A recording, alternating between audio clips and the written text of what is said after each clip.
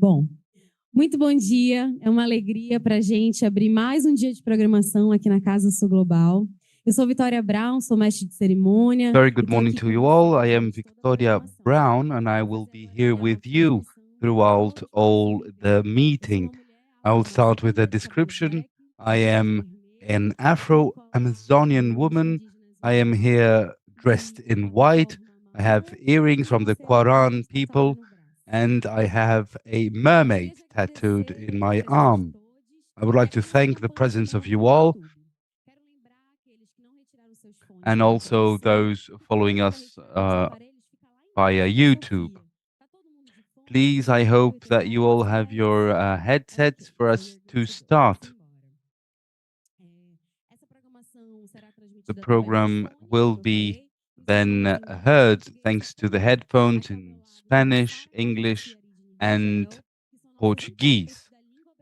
We have here interpreters of the Brazilian Line language, and we are launching the first edition of Global South House. It's a physical and symbolical house place for mobilization, production of knowledge, and collaboration for philanthropy, social justice among those main characters of the Global South, to influence power dynamics and ensure that power dynamics are at stage for us to be able to debate and partake. This is an alliance with Fondos del Sur and Comoa networks. We have Shift the Power present as well, supporting us together with funds from the Amazon. Many independent philanthropies of Latin America, Africa, and Southeast Asia are here present as well. It's first time we're here at COP30, and we answer to a demand of the Brazilian presidency, cooperation between people, sectors, and territories to transform engagements into action. We create collectively, we have called for proposals, networks, and partners. 40 activities sent were then assessed by a committee with representative Brazil, Southeast Asia, and Africa. And then the activities were recommended, those that follow here. Thank you so much, all of those that partook in the construction of Casa Sul Global's house. Thanks for the financiers who turn this collaboration possible. Fundo Brasil, Fundo Casa Socioambiental, Global Giving, Instituto Clima e Sociedade, Global Alliance for Green and Gender Action, Itaúsa, Próspera Social, Global Fund for Community Foundations, Global Green Grants Fund, Bem TV Diversidade, Instituto Ibirapitanga, Fundação Avina, Instituto ACP, Instituto Sociedade, População e Natureza e The Sandana Institute. Sem mais, vamos dar início à primeira atividade do After dia. this list of institutes and funds supporting us, we then move to the session of today. I would like to invite Cristina Orpheo, and I would like then the other panelists to join us as well. Please always do present yourselves with an auto description. I'll pass you the floor, Cristina. Hello to you all. Very good morning. Very welcome to the Global South House, those that are here for the first time.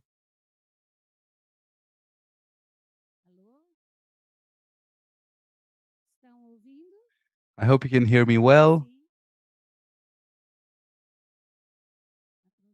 Are all the channels working properly? I am Cristina Orpheo, and to describe myself, I'm a white woman, gray hair, wear glasses. I have here a t-shirt, Fundo Casa t-shirt. It reads, "Our house is our world." I would like to greet you all, those coming for the first time to the Global South House. Thank you so much for being here today. This is our house, this is our world. And I have to say, I'm very happy to be here today, this meeting. This is a meeting that has been dreamt for more than 1 year, and now here we are. This house represents our panel, collaborative arrangements, and I would like to invite women, powerful women, to be here today with us. Ana Valéria, to start with, representing the Brazilian Fund of Human Rights. Geórgia Nicolau, from the Procomum Institute and Territorial Alliance. Ari Salomão, Tinzila Funds in Mozambique. Grace Yara, from Gaia Foundation. So many innovations. And from Itaúsa, Marceli here as well. Right. So to start off, this is a collaborative house, more than 40 funds together and some networks too. Our panel has the objectives of showing how we then started from collaboration as a premise to do things together, not to compete. Our panel has an objective to show the alliances, the collaborations that we have already done amongst funds, networks as solutions to mobilize more resources and make resources, more resources get directly to the communities. And we also build here a lot of knowledge, different forms of knowledge, exchange. And I always say that we have here, when one has a territory that really reflects creativity and adaptation, we are talking about Global South and we are financing too. Here we will hear concrete solutions, arrangements, alliances, different models as well, that has been working very well and helping lots of people. We will have 2 sessions, Q&A sessions. We don't have much time, unfortunately, but we will do our best to exchange and to start off getting to know the group of panelists today. We'll talk about the experiences that are working, that are actually undergoing, and we'll then talk about visions of future. The world is really changing a lot. We have huge challenges. Individualism does not take us anywhere. So we have to create new strategies, collaborate, strengthen our groups and networks to face these challenges. We will get to know then here some of these experiences that are at stake. I'll pass the floor to Ana Valéria Araújo her to introduce herself and to tell us a bit, Ana, how this alliance started, what kind of challenges they had and opportunities, concrete experience, what have they done thanks to the experience. I'll pass you the floor. Thank you so much, Chris. Good morning to you all. It's an honor to be here today. I am Ana Valéria Araújo. I work at the Brazilian Human Rights Fund. I am a white woman, gray hair, not very straight, I should say, my hair. I'm wearing a t-shirt. I have white pants. It's a huge pleasure to be with you all today, this morning, and I'll tell you a bit about the experience of the Funds Alliance.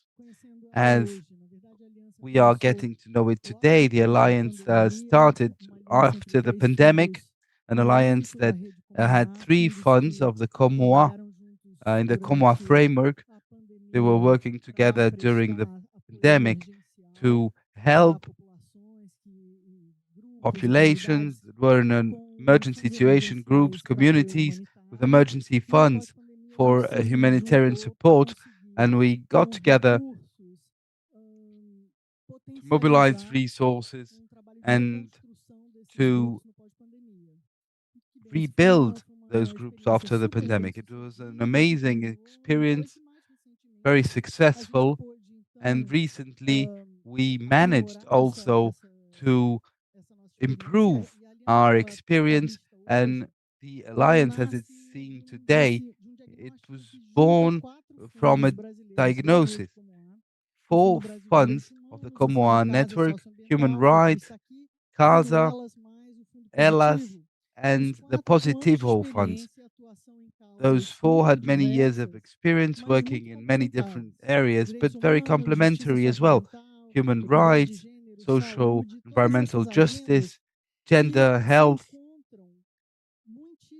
So we get together in the Amazon region, such an important territory for us, not only for Brazil, but for the whole world, with big challenges of conservation, inequity, and rights. So the alliance, as it's built today, is a result, an answer to a need of making those resources more democratic, specifically in the Amazon region.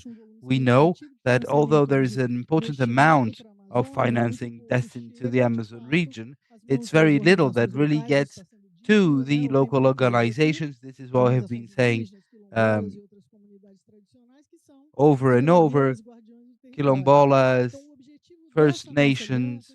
So the objective of this alliance is to create mechanisms, financial mechanisms, that will be appropriate for the reality of those organizations, to stress the local solutions, strengthen as well the protagonism of people, local people, and forest communities.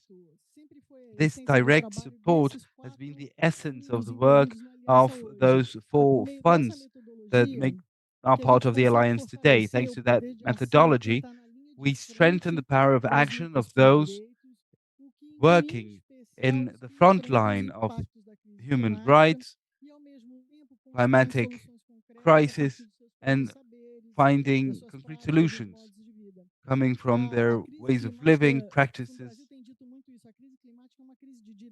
So we have said that it's a crisis of rights, the climatic one. And to face it, one has to strengthen those that already take care of the biodiversity, territory, food production. But these populations historically have been excluded and still are in terms of this global financing, even though they are the least responsible for the climatic crisis, although the impacts they suffer are huge and they have effective solutions, very structured one for the medium and long term. So we've been trying to build joint answers to access financing resources. We have a proposal this year as well, Amazonia Fund. We are now negotiating this.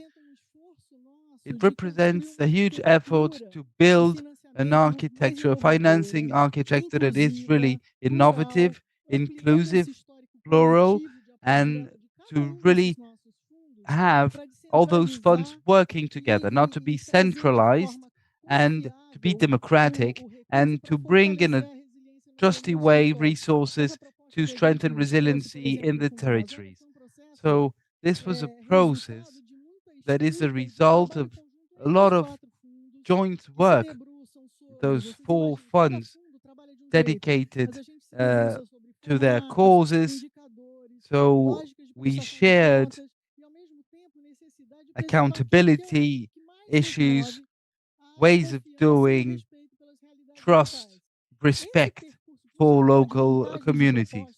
This was really very important to think together. It generates very important results, internal energy to identify aspects that we share, learn with each other. This alliance of funds really has complementary practices that allow us to support better and more people and communities of the Amazon. Collectively, we are a concrete solution for the decentralization and democratization of resources, showing the uniting experiences, methodology, ways of doing. This broadens our possibilities on the field and efficiency for a common cause for us all. So, this is why we stress diversity, working together, and combining expertise of different funds. So we work intersectorial way, reduction of poverty, racial equity, genre, food security, energy, health, social participation. So it's really a way of dealing with sustainability in an integrated manner. We all have a lot of experience when we support projects and we are together, we are even more powerful. This cooperation is very important. It's a strategy, it's a value that very important for us. So to face climatic crisis and structural inequalities in Brazil, we need alliances, resources, knowledge, and a lot of dedication. This is what moves us. Thank you very much.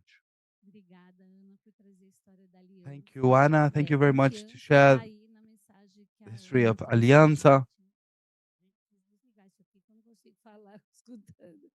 E o tempo, né? Ela falou aí já de tempo que a gente está construindo. Thank you so much. We have been really building this alliance for a long time. And thank you very much for what you said. I'll pass the floor now to Geórgia. She will talk about the experience and the construction of Aliança Territorial and how those territorial funds create strong community resilience. Thank you very much, Chris. Very good morning. I would like to thank you all. Congratulate South House Collective Initiative. I am a white woman, dark hair. I have very colorful dress. And I work at Procomum. I am a chair and this group working with political participation and community development. We act in a diverse way, very present at the state of São Paulo, the Baixada Santista region. And there we also have a space, a lab called Lab Procomum for innovation. And we are here to talk about Territorial Alliance. And as you know, here it's always about alliances. We love to be together, working together. And this alliance starts in the Comoa network. So we are cousins, if we might say. We are part of the Comoa network, and we are seven organizations. Instituto Baixada in Maranhão State, Taboa Community, south of Bahia. Then there's Econ in Florianópolis, Fundeia, working nationally, especially in the north of the city of São Paulo. Then Santista group as well, and the Mare network working as well in the state of Rio de Janeiro, in shanty towns over there. So we met thanks to the Comoa network, and the seed of this alliance, I would say, starts when we were in Comoa learning and exchanging. During our meetings we have, where we share knowledge, experiences, and in one of those meetings where we have a lot of exchanges, methodology, not only political. So we quickly figure out that we have many challenges that are joint challenges. This means that we act really in determined territories. Our identity as an organization has to do with this, and we participate as well in decision making in communities, whether it's processes of agenda building or governance as well. So this unites us as well. I mean, we all partake and are together in our organizations. There are many mechanisms of participation for communities and territories where we act. This brings us together, of course, and it's at the same time something that defines us. We also work in an intersectional way because when we talk about climate change, we talk about livelihood, we talk about gender inequity.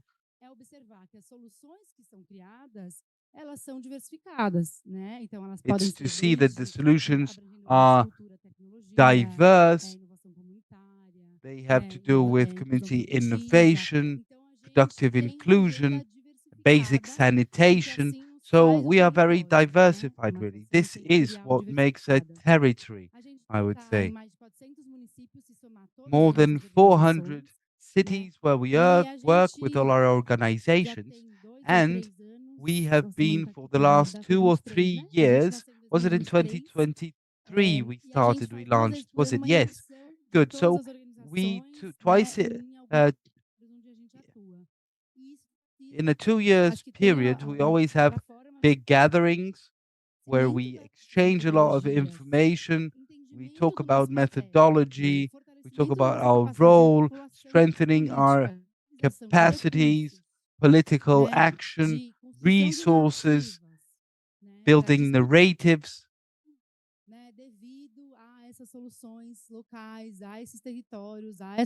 Territories, people, community, those who we work, then this was something and is something quite amazing. Sociocratic centers, decisions with all the organizations, then smaller circles as well, deal with knowledge, communication, mobilization of resources, partnerships. So it has been really a great opportunity to, in the alliance itself, have a shared way of deciding, dealing, and then social practices, trust. This has all to be built together.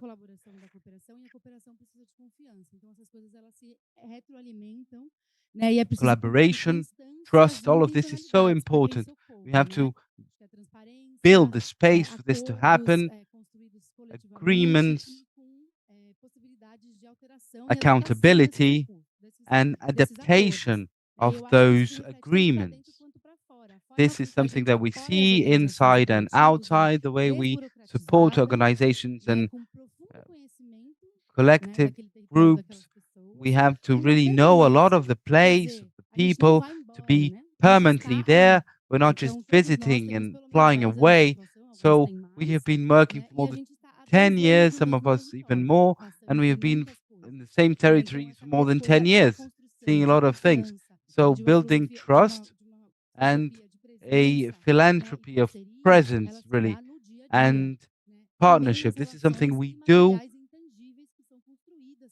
constantly, and in the relation with people, even when we don't agree, when we build together, when we talk at last. So this also strengthens our ability to be in the territory among communities, the solutions for them to really be shared. And there's another thing that brings us together. We do not invest only in a donation. A great deal of our work is to strengthen the institutions, training. That is very important in a continuous way, of course, always. So leaders, strengthening leaderships, more than 100,000 we have done in the our national territory, and this is really building power, distributed power, and a power that is really able to transform. Thank you so much. Thank you, Geórgia. Thank you so much. So important, really, to hear you. The alliance is making us stronger internally. Sometimes we say we didn't manage to get the result we were expecting in terms of resources, but we are so stronger now, and that is something very important uh, from the start. So now I'll pass the floor to Alda, our colleague. I talked to her at Jiquitiba in São Paulo region. Alda is here in the Alliance Fondos del Sur. It's an alliance that represents all those socio-environmental funds of the Global South. And she has been here with us for some time. So tell us a bit what it's like to work at Quinzila and Fondos del Sur. What have you learned? How your what's your experience like? Thank you so much. I hope you can all hear me well. I am Alda Salomon. I am a black woman. I'm not very tall. My hair is very short today. Sometimes I have longer hair. Not the case today. I'm wearing a multi-color shirt, somehow representing the Amazon region. I have, and I'm wearing a black sneakers. I work in Kinzilia for an organization that has a hybrid structure in the sense that it is a social, it has its social part. That's where we create resources to be able to deal with financing of the activities of Tinzila. And we also have a second branch, social one, where we have the fund. So Kinzila is not only a fund, we do other things as well, like research, advocacy, and etc. I would like to start off congratulating and thanking so much our partners here in Brazil. You are the hosts and have done an amazing work. I'm really impressed and thankful, and I'm excited as well to be here. It's not very often that we can be in meetings where we can speak Portuguese. My English is not very good, she says, and indeed I'm glad to be able to speak my mother tongue. Mozambique is an African country, for those who don't know. Um, it was a Portuguese colony, and it's in the east coast of Africa, south,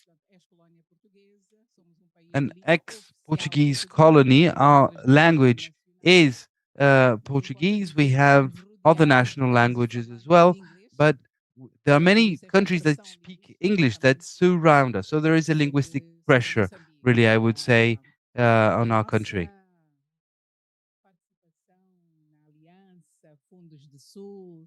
É bocadinho o resultado do esforço que, como país e como cidadãos. So this is the result of what we do as a collective, to not be left alone and not to leave anyone out. So for the past 30 years, I've studied environmental law. I used to work in Mozambique at Terra Viva, an NGO, which is also focused on territories and natural resources. And Mozambique is a rural country, basically, where our land is very important for the people. And our work at Terra Viva, the NGO, is always focused on the rights of workers. So the focus in Mozambique is making sure that the territories are for our people. We want their rights to be protected, especially under so much political and economic pressure. We're talking about public and private investments as well on these community land.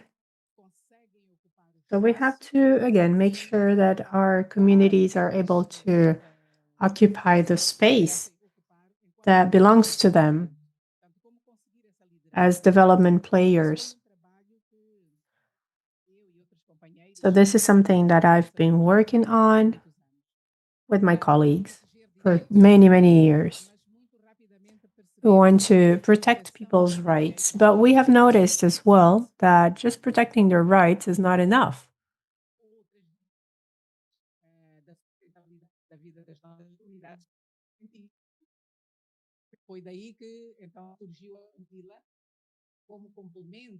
We noticed we had to do more, so we created a complement to all that.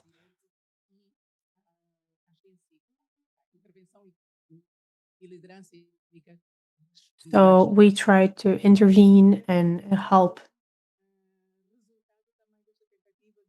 And this is the result of how we can make everything visible.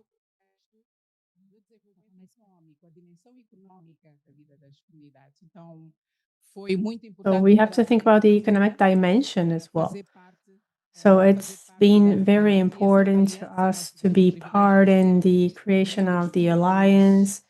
We were one of the founding members at Aliança.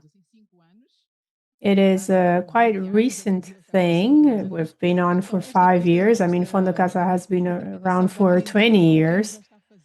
So the idea is really to learn with those who are already working on this. We're trying to learn together. We believe that it's good to contribute, to bring something to the table. Africa is a reality, it's a dimension, it's a context. We have things to learn, to share. So we want to be here playing this game and contributing. Thank you. Thank you so much.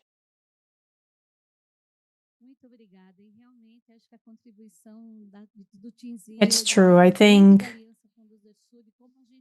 within the Alliance, it's very interesting to see how our representativity gets stronger in philanthropy. Also dealing with the Rede Comoa, and it's very interesting to deal with more and more people coming from other continents as well. Now I'm going to turn it over to Grace Yara, whom I met in 2020, I think.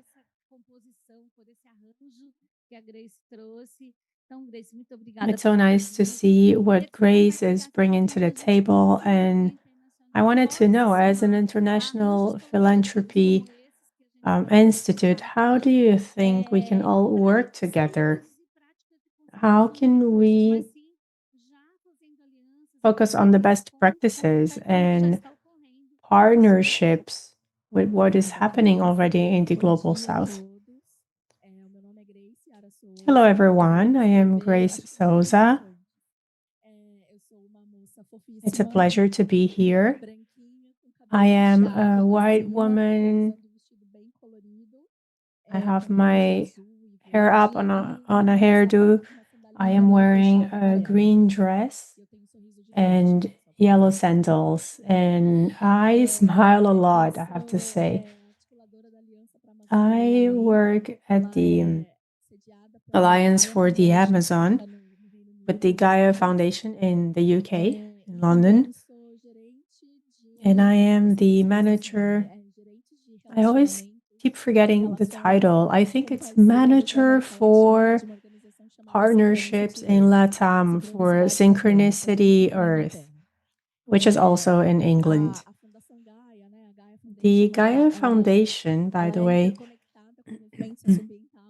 is interconnected with many different movements. And I just wanted to say that it is truly an honor to be here with you guys, with you, very inspiring women. And many of the people that I'm going to meet here all these days, they're also part of the Gaia Foundation history in the UK. A couple of years ago, we also received a call to action because of the difficult moment that we're dealing. E esse chamado surgiu, né, de povos indígenas que fazem parte desse histórico também da criação, da formação da Fundação Gaia, como o povo Axaninca, por exemplo, que Poianawa, que estiveram na Inglaterra, junto com populações também com lideranças do povo Guarani. Alongside with leaders in the Guarani people as well. And that's why we say that we have to go beyond the Amazon, right? And this alliance was formed with 4 different working groups. One of them focuses on financing, and all these working groups, they want to collaborate. They want to do things in a better way. They want to try and see how we can change strategies and exchange knowledge to have an even better impact than if we were alone. And here we're trying to stop being reactive and start being proactive. So the financing players in this alliance, they have been trying to change that trend. In 2019, beginning of 2020, we were invited to work with the Guarani people, and we formed a group in a common fund, working with Synchronicity Earth in the UK.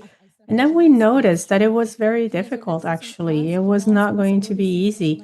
And the grassroots organizations, we were not ready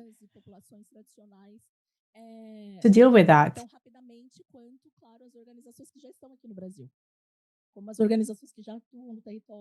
It was going to be different from organizations that are already here, already working with the indigenous peoples, the traditional populations. So we decided that the way to be more proactive would be to have a great partner, Casa in this case, that would be in Brazil and that would have this experience. So we would be able to work with these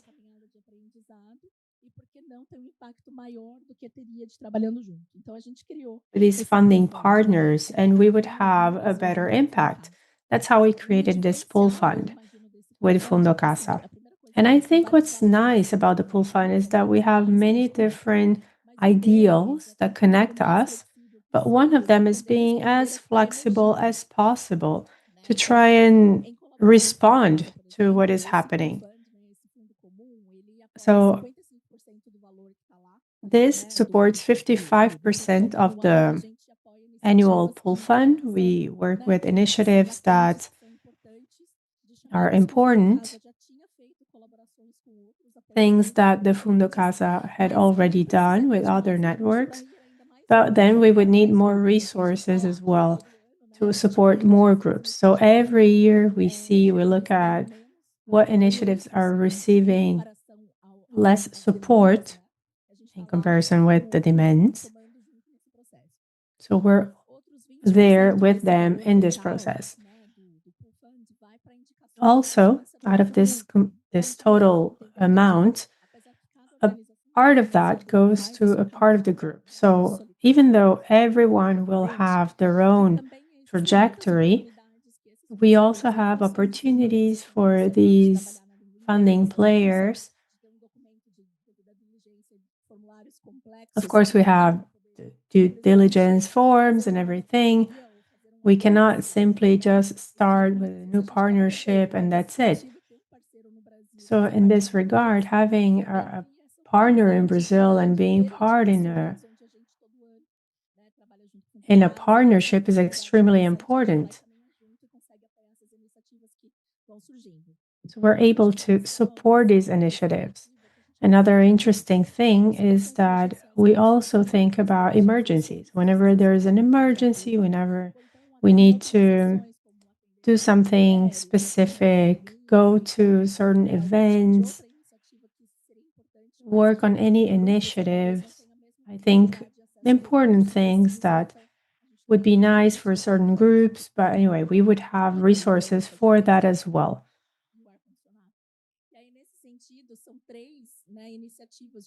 So we have 3 different initiatives that we put together with Fundo Casa and all the other partners at Aliança to have this flexibility and to complement activities that are strong, that have been thought after those specific needs that we have for the territory. And many times, international funding players wouldn't have the ability to absorb. Another interesting thing here is that we're trying to remove all the bureaucracy from the process. So basically, we have just one form,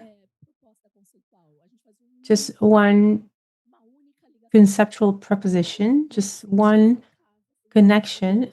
And in this case, the initiatives that are being supported, we don't have to have 11 of each one. And in that regard, all of the members of this group of funding players, they're learning with each other because we have meetings for certain organizations that have more experience. They learn with the ones that have less experience. So we're constantly learning with Fundo Casa and with all of the partners as well, because we have complemented certain initiatives from Fundo Casa Global, with Clua as well, with Amazon Watch, etc. So we add players because we're walking together. We'll do that with Itaúsa as well, with Emerger. So every year we learn a lot. And one more thing that I wanted to say is that ever since 2021, this partnership with Fundo Casa has helped over 150 initiatives. In total, over 6 million reais. No organization in this group could have done this if we weren't doing this together. So we're all learning, and we understand that together we can go farther. So it's a great opportunity to learn with all of you. Thank you. Thank you, Grace. Something that I wanted to mention is that there's a lot of affection here as well. This is also something that improves our alliances. We noticed that in the Global South, right? And of course, we don't have to worry about the 11 reports. Now, I have another person here who smiles a lot as well. Natalia. She comes from corporate investment. We have learned so much on how we can build bridges and work together. It's a pleasure to have you here. So, from your experience, how do you see corporate philanthropy and the institutional arrangements and innovative mechanisms to respond to climate emergencies?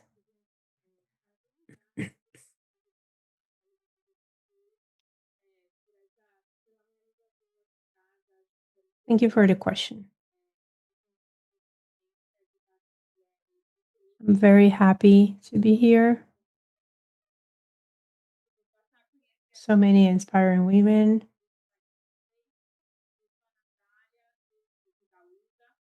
I am Natalia from the Itaúsa Institute. I'm a short woman. Aqui. Pronto?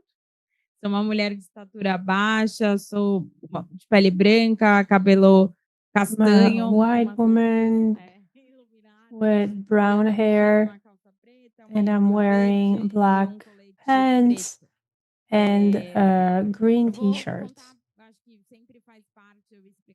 I think it's important to start by telling you more about the organization that I am representing. The Itaúsa Institute is connected to Itaúsa. Itaúsa is an investment holding. It is known to be connected with Itaú, a large Brazilian bank. And since Itaúsa is an investment holding, it has investments in infrastructure as well, in fashion, natural gas. I mean, there are 7 important companies within the umbrella. When we thought about creating something related to philanthropy, we thought, well, Itaúsa should think about the Brazilian economy. Itaúsa is a holding that celebrated 50 years now this year. And we look at it thinking that it should be here over the next 50 years. And we need the Brazilian economy to work so that we're all going to be prosperous. So we're all going to thrive. So this is the Itaúsa Institute, and we've been thinking how to accelerate everything to have a more positive thing for the climate, for the people. And we have 2 main elements that we look at. We think about nature conservancy, what we want as well for the Brazilian economy, also productivity and sustainability. We've been trying to find sectors in the economy where we can have a GDP growth and at the same time have that very well aligned to sustainability paradigms. So we've been talking about bioeconomy and the possibilities of the green industry. I think when it comes to the challenge now, corporate philanthropy in Brazil doesn't donate a lot. And I think that's the main challenge right now. I think the first exercise of confidence has to do with that. It's not just about operating their own strategies. That's not the best way to be in a territory. The Institute is 100% donations. I mean, our job is to find initiatives in that regard to support. And then we try to create collaborative scenarios. And last year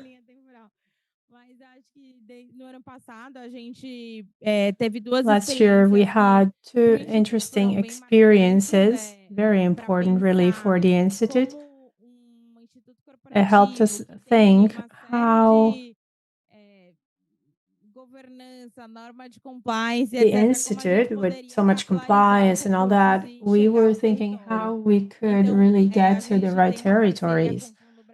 So we have a partnership with Fundo Brasil. We were one of the financing players for Raízes, which is the program that focuses on indigenous peoples and other traditional peoples. And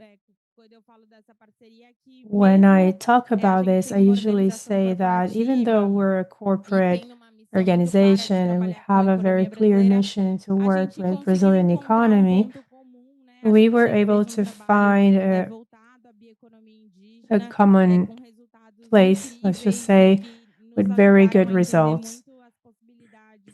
And it helped us understand the possibilities to work with bioeconomy and climate adaptation as well. So we were able to come together in our missions. And a while after that, we were also looking at the Amazon and thinking about the possibilities that we have to work with bioeconomy in the Amazon, restoration, and other activities. I think the Amazon is probably the place that's suffering the most now with deforestation, so we really have to focus on that. So it's important to think about the populations that live there and conserve that place.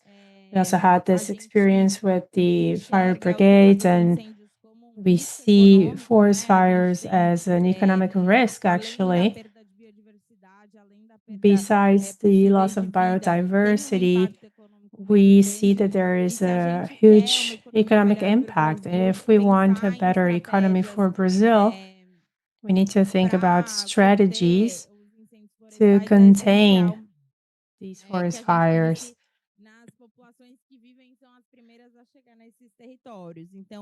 It is essential for us to think about that. We had a couple calls with Fundo Casa to work with fires.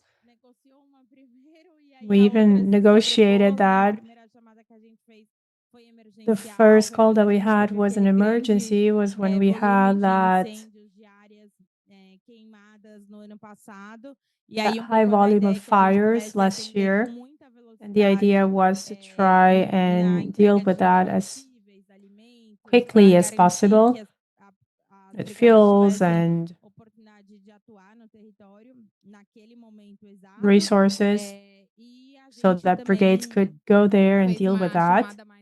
And we also had a long-term call in the sense that we were trying to prepare other brigades. And I think this is a little bit of what we learned. I mean, we would have never gotten to the territory the same way. I think we have created here in Brazil a very sophisticated architecture with by working with the funds. We have Fundo Casa now celebrating 20 years, so we know that this has been going on for a while. I think the private sector and corporate philanthropy, they don't have to reinvent the wheel. The funds know how to do it. So I think what we need right now is to raise awareness, and as Esther was saying, even though it seems to be small, money is the main tool that we have for mitigation and adaptation, because effectively people need that. Territories prefer that. I mean, these people in the territories, they need money to perform their activities and continue working. So we have to think about that and make, resources get to the territory. And we understand that we have in Brazil, we have a sophisticated architecture to do this in different territories. We have the funds and very different themes. That's it.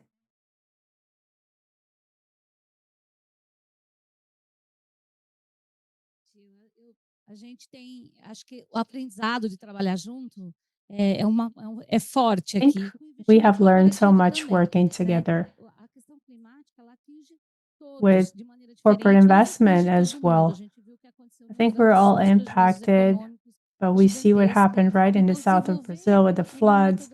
So developing a methodology and thinking about how to work together with corporate investment is very important.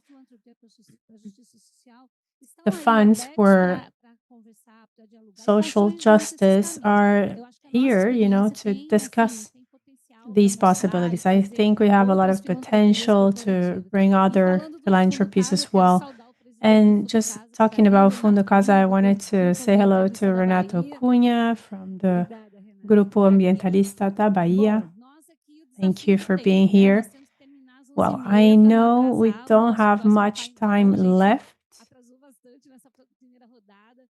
Want to avoid delays, so I'm going to ask my colleagues now to respond to the questions in the time allotted for it. Well, now I have to say we're very proud to talk about what we're doing, what is working. And we know that the future is difficult, it's a challenge, but based on these experiences that we have here, we wanted to know what kind of paths do we have for the future? Ana Valeria, what do you think? How do you think the things that we have learned so far can help us with more collaborative arrangements and also strengthen what we already have?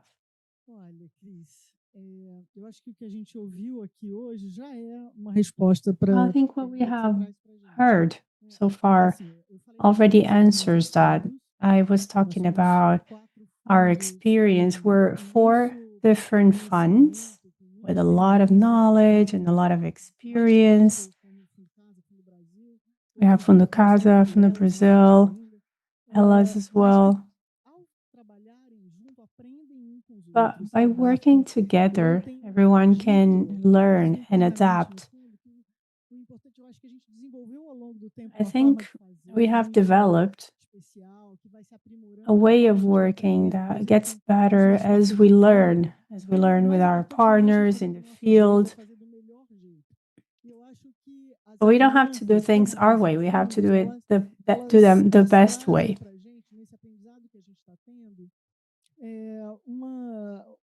I think this brings a certain awareness that we're changing this paradigm on how to do philanthropy.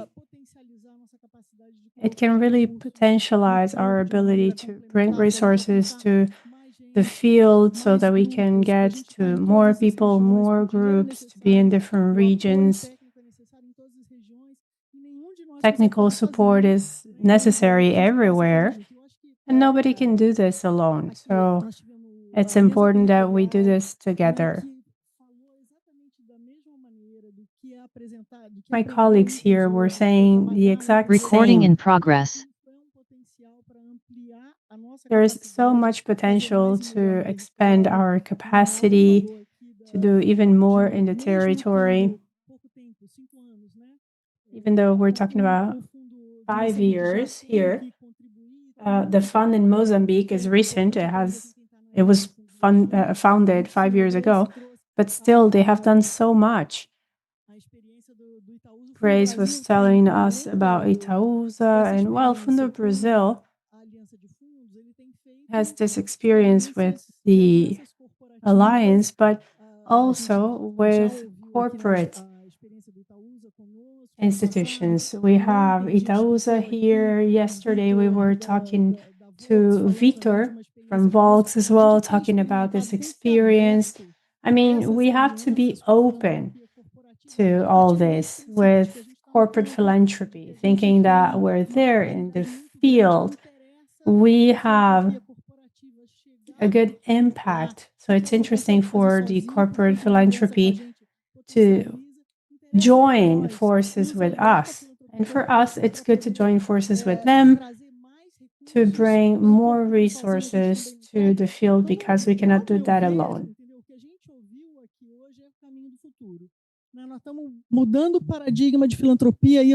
I believe we are changing the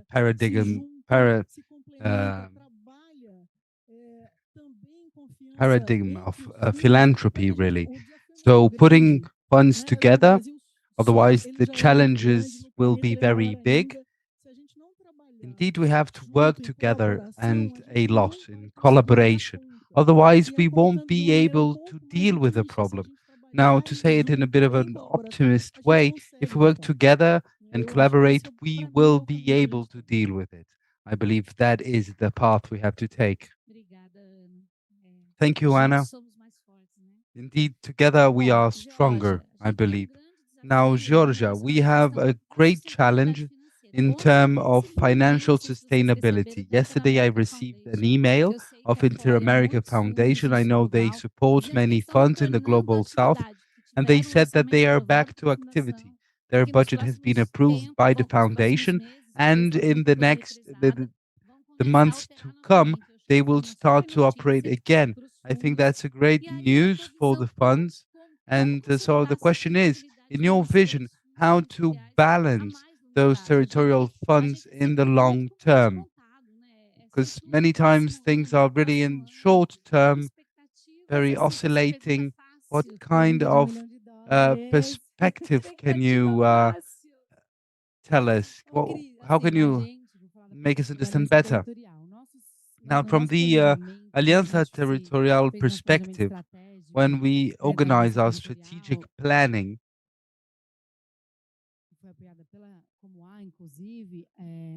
together with Comua, our focus has always been to mobilize resources collectively. We thought that we have capacity, methodology, means to support much more than what we do today. We're not at our peak. Indeed, we can multiply by 3 or 4 the groups and projects we support. Historically, some organizations like this one has lesser funds than others. Yesterday, for instance, many funds would say, we are a fund without funds. Everyone would laugh, but that's tragic, really. Many of us are funds without funds. So we understand we are connected to a very little diversity of supporters. And indeed, when we plan our alliance, we really have to stress that we have to do things in the long run. Indeed, we thought it would be easier, but in our day-to-day life, it's easier to do things collectively than individually, really. So we are trying really develop strategies because we adapt. Indeed, we didn't finish yesterday. We didn't start yesterday. We're not finishing our work tomorrow. So now we are rebuilding what we had thought at some point. New mechanisms, new ways, and this is what we are doing now at Aliança. So I really want to say at this point and tell you all.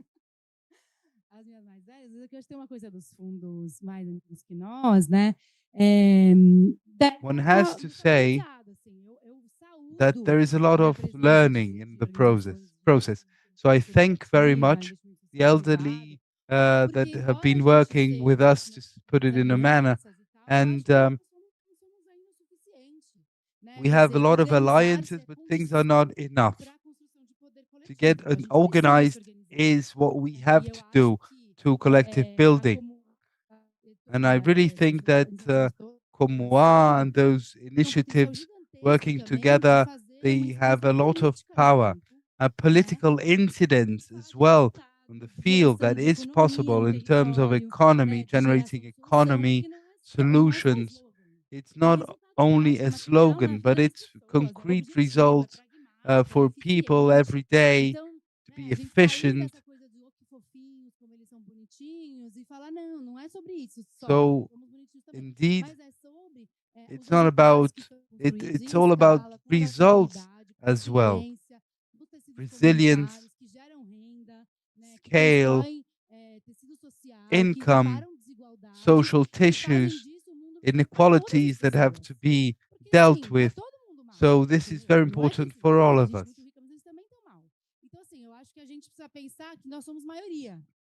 In a world where there are very wealthy people and poor people, we have to understand that we are the majority. So we have to get organized and do our best. Strategies, learning, and a lot of dialogue is very important indeed. Thank you, Geórgia, very much. Casa Funds have 20 years. We started donating $25,000 to 5 projects, and I'm not one of the founders. I'm working here for 14 years. The group has 20, but we can't take 20 years. So for those who are arriving now, we really have to do things in a steady way. How to share as well what did not work for us so that others wouldn't follow the same paths. 20 years is a lot of time. There is a lot of knowledge. We have to still go forward in that sense. And with Aliança, we believe this is our bet. Aliança has no size, no age. We are a political group.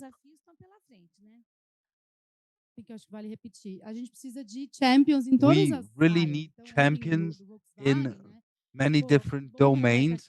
Like yesterday when we heard the Volkswagen representative, it's good to feel and to hear that we are in many different groups with allies. That's really very important. We need more and more, and we want to share. That's what we want in terms of a proper collaboration. Now I'll pass the floor to Alda. Since I started, Amalia would tell me 15 years ago, she would say that the Global South is so important for us to build this path. And now we figured that either we get all united and together with all our diversity, culture, biomes, people, but we also have something else in common, the philanthropy of social justice, to fight inequality and to recognize First Nations and local communities. For us, it's very important to have here such a diversity in the Global South. So how do you see the cooperation between those funds in the Global South precisely in terms of a political field to be able to take part in decision making?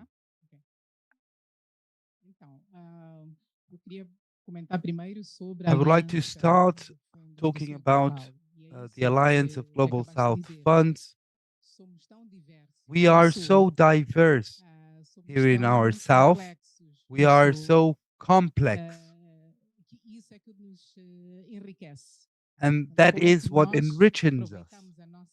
How to take advantage of our diversity, our complexity, precisely to be in a position where we can be present, different spaces of political and economic intervention, for us to be present, bringing different geographies to the advocacy processes, more social justice, environmental justice, economic justice as well.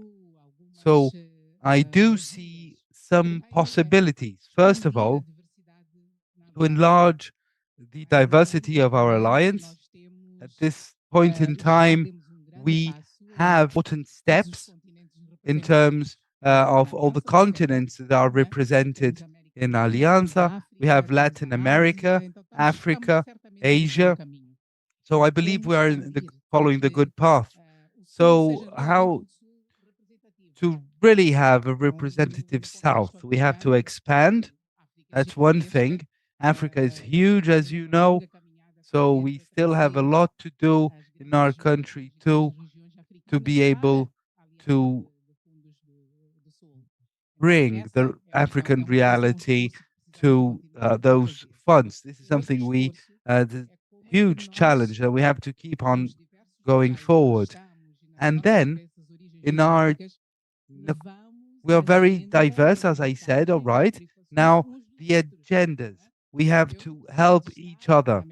I do not need to be in Latin America for Latin America to follow measures that are good for Africa. In a situation where resources are scarce, our alliance, our partnerships are very important for us to organize a political campaign in those different spaces. It's not always possible to be physically everywhere, indeed, but I know that partners in Latin America, Africa, and vice versa. We have also to be creative, innovative, and really keeping this flow of knowledge that we have and we have to share. And then it's also important to consider actors, to collaborate with the private sector as well, how to have champions in the private sector as well. I believe that that is the future, how to strengthen our alliances, how to be represented and present in so different scenarios and territories, to be able to share more and better, not only financial resources, but our alliance, our collaboration goes beyond financial resources. We are very wealthy in many ways, and we must share this knowledge, experience, and of course, money at some point will flow as well. Thank you very much, Alda. Indeed, as Georgia said, we are together to have more resources, and things have not always been like that. But we believe that we've improved so much in this joint relation. We believe this house is the result of this, of those alliances precisely. So there are very important things that go beyond financial aspects, which is important as well. It's good to have you as an international champion. Now, what would be your recommendations for other representatives of international philanthropy that want to support action and they don't need to build other paths? How do you think this can happen?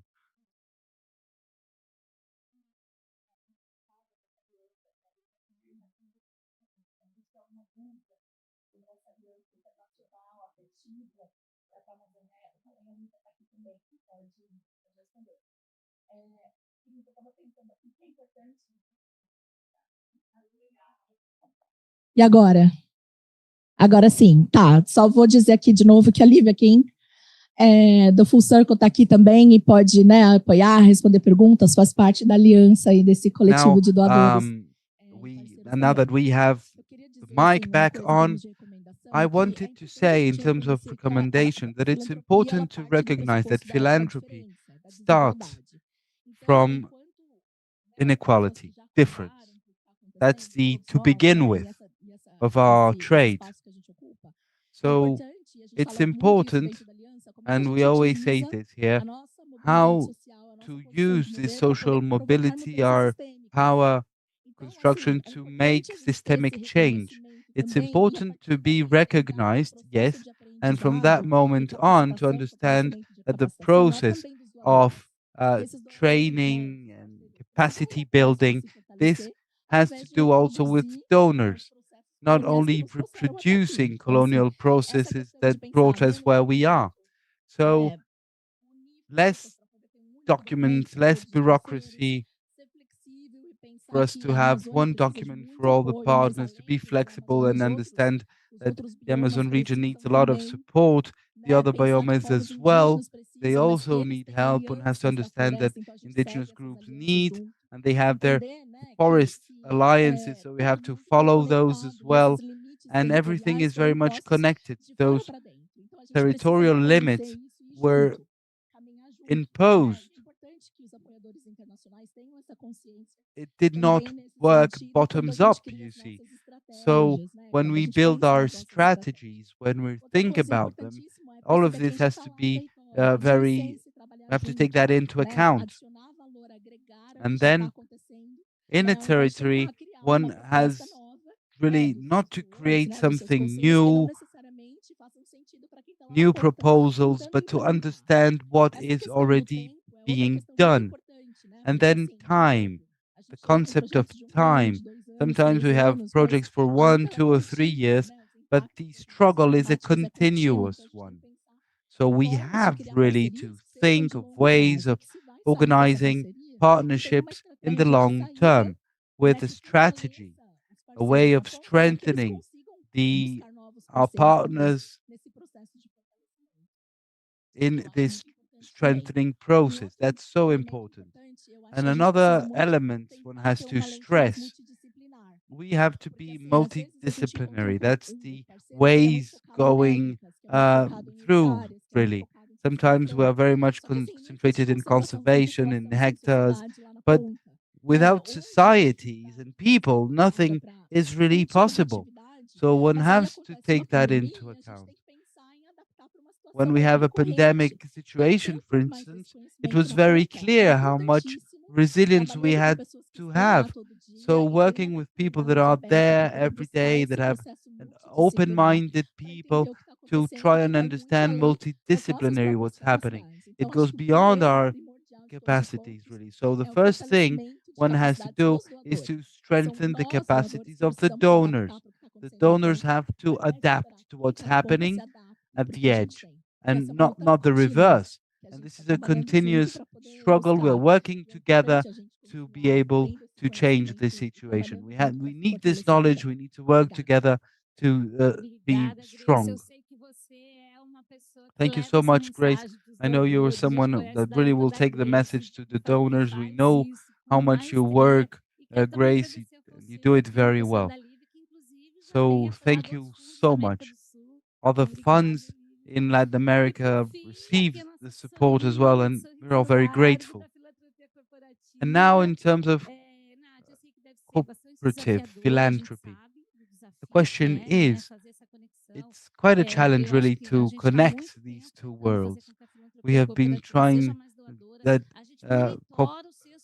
cooperative philanthropy donates more. That's what we would like, but we know that unfortunately that's not what really happens. But when we have someone like Gracie working there, someone who understands us, someone partaking in experiences like Fundo Casa, Fundo Brasil, so we have a strong opportunity. So what would be your advice, your perceptions for other funds, for other houses? How can we work more and better together?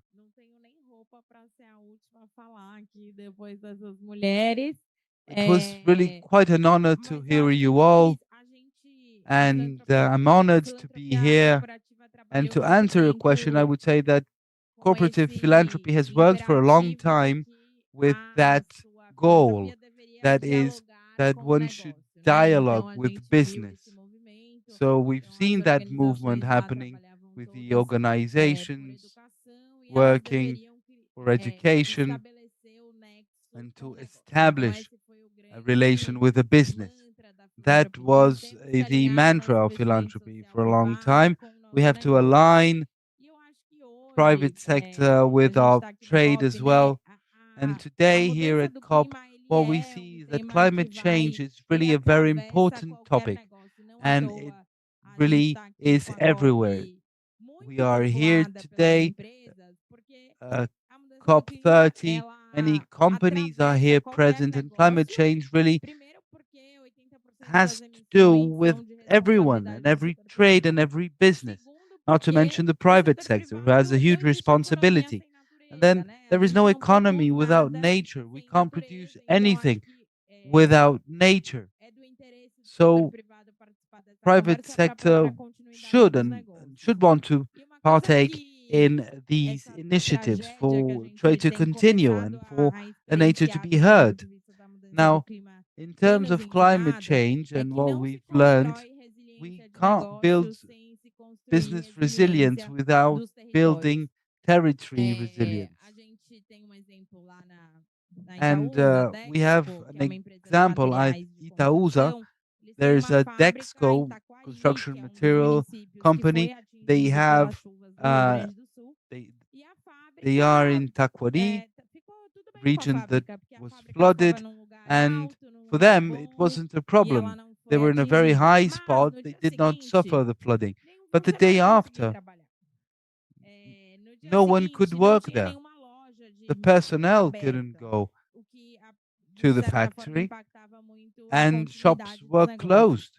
So they couldn't even work. Their business had to stop.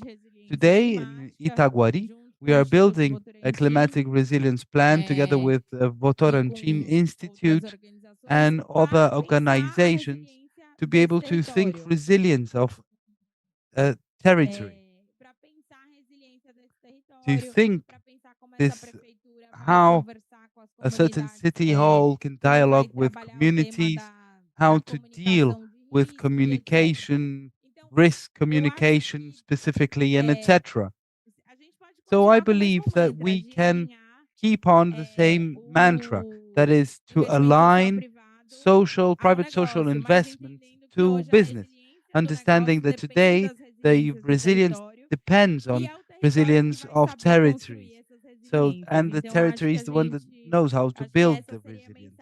So that would be my message indeed, to count on territory solutions and understand that the fastest way and the easiest way to build resilience in a territory is collaborating with the organizations, the grassroots organizations, those in peripheries, outskirts, traditional people, and First Nation communities. So if the infrastructure does not get to them, and well, then it's a huge problem. Thanks to those funds that we have here represented and that help us so much in that way. Thank you so much. Thank you, Nat, for your words. And indeed, we had an extreme situation, the state of Rio Grande do Sul, south of Brazil, last year.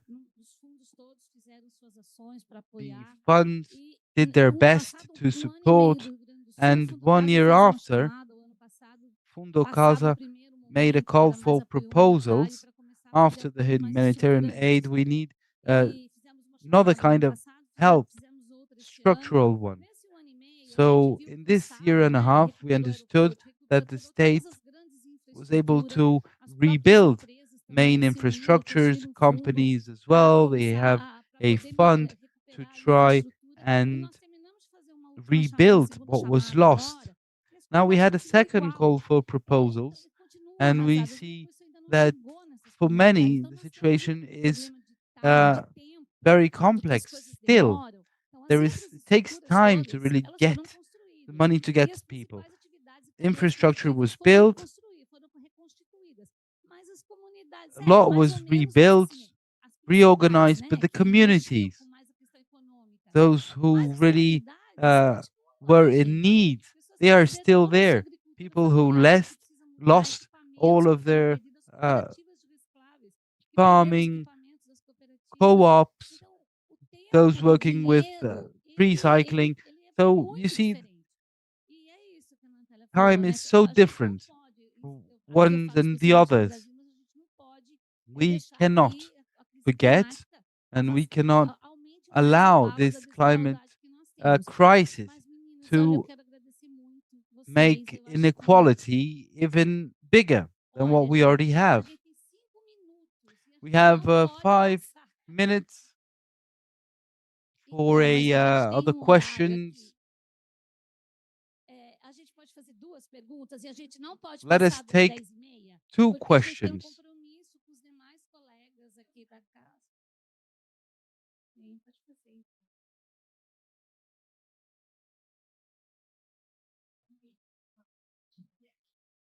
Desculpa, gente, é que realmente a gente tem, assim, para poder agregar todos os painéis, a gente teve que fazer um coladinho com o outro.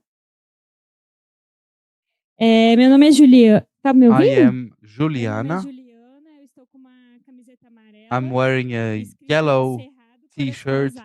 It says Cerrado, Heart of the Seas. And I want to say that I'm really happy to see this round table full of women, so powerful women. I have a question for Grace. Mas pode ser para quem quiser responder. Eu fiz aqui para eu não ficar muito aleatório, eu vou ler, tá? Muitas comunidades I'm reading the question. Many indigenous communities, Quilombola and traditional one, have observed that the resources destined to them pass through many different layers, intermediaries, and this reproduces a colonial logic that limits its autonomy. I see that this is a challenge. These communities do not want to be treated as subjects of a study. They want to be protagonists of their territories and the decision-making process.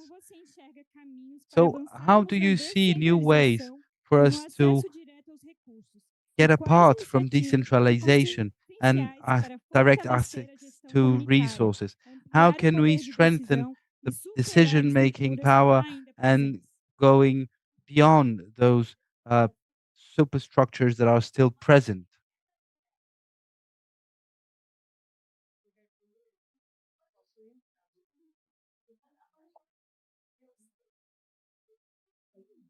Então, bom dia. Very good morning.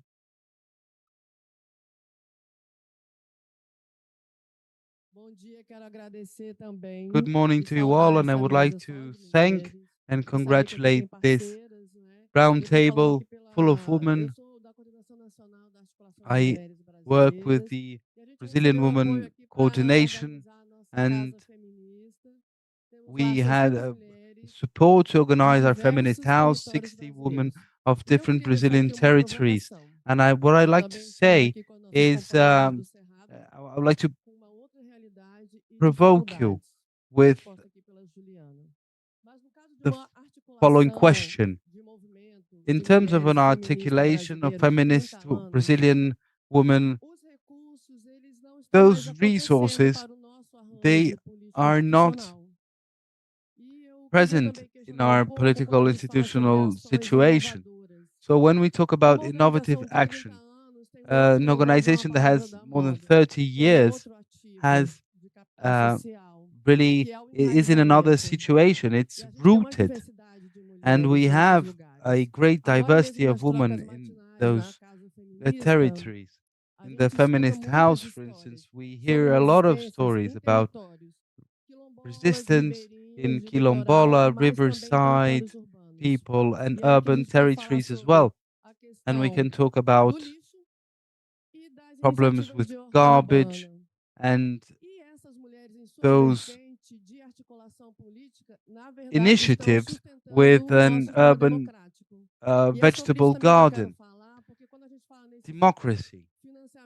And when we talk about financing, climate financing in crisis, we have to consider as well the organizations that are behind democracy in their territories, not facing, I would say, but living with, in a very difficult manner, with the neo-Pentecostal churches. Mas a gente fortalece clube de mãe, biblioteca comunitária, grupo de capoeira. We really support libraries, capoeira groups, and groups of mothers united.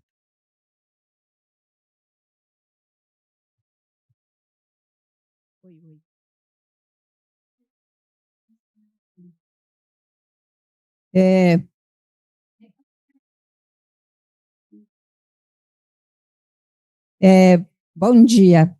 Primeiramente, morning. agradecer por essa oportunidade. I would like to thank the opportunity here at COP. Thank Fundo Brazil. I am Rosemary. I represent the indigenous Amazonian woman of the Amazon region, Maria Eta.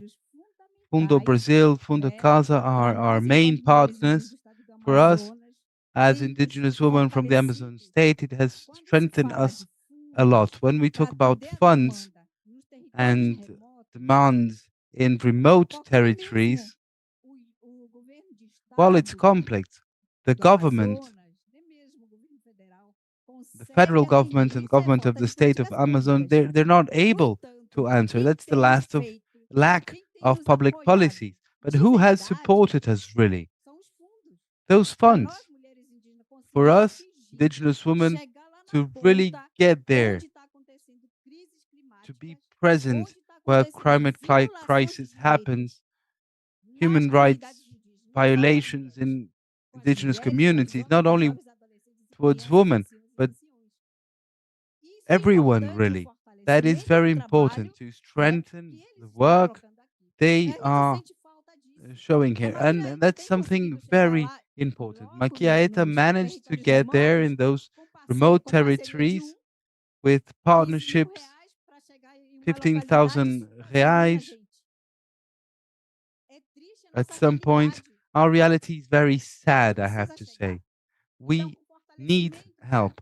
So strengthening those networks of funds, it will be possible. Yes, so COP has to look that way and support those funds that support the society and contribute really to the communities and organizations. That is very important for indigenous women movement and in a general way and for other segments as well. So this continuity is very important. Maquiraeta will be together with the Casa Fund and together with the Brazil Fund, especially, and others allied to support initiatives of those segments here present. Thank you very much.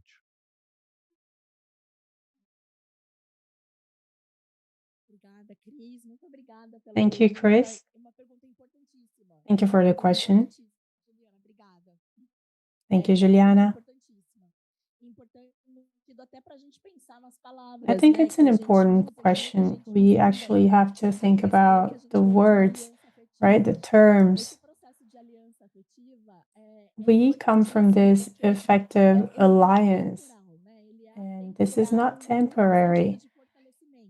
And this is really to strengthen our alliance. It's important for our partners to think about when we're walking together.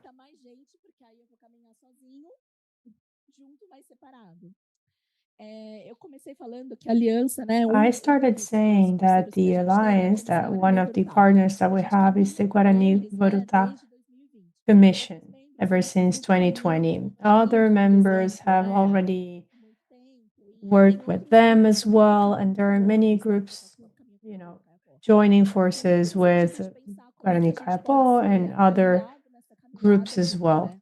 So it's interesting to see how we can be partners in this. We wanted to work with indigenous groups. We understand that that it is important to also respect the protagonism of those who are in the field and who have been here for longer. We've always been trying to talk to the ones who are there. We've talked to them and said that we wanted to be closer. And I remember this conversation that I had with Valéria. And she was saying, look, we understand that you're working for Fundo Casa, but if our partnership means that you're no longer going to work with Fundo Casa, I think we don't want to necessarily continue this conversation, And it was beautiful to see that we're trying to strengthen the territory first, and new partners, they're welcome to join this process. And I remember Chris saying that as well, saying, look, we have a lot of needs, demands, trajectory, and it's important to work with those who are in the field to multiply these efforts. So we have to be careful. We have to think about how these partnerships work to strengthen what we do even more. And it's interesting to work with Fundo Casa. It's nice to work with the indigenous funds as well, the traditional peoples. We need to think of this as an ecosystem, really. Thank you.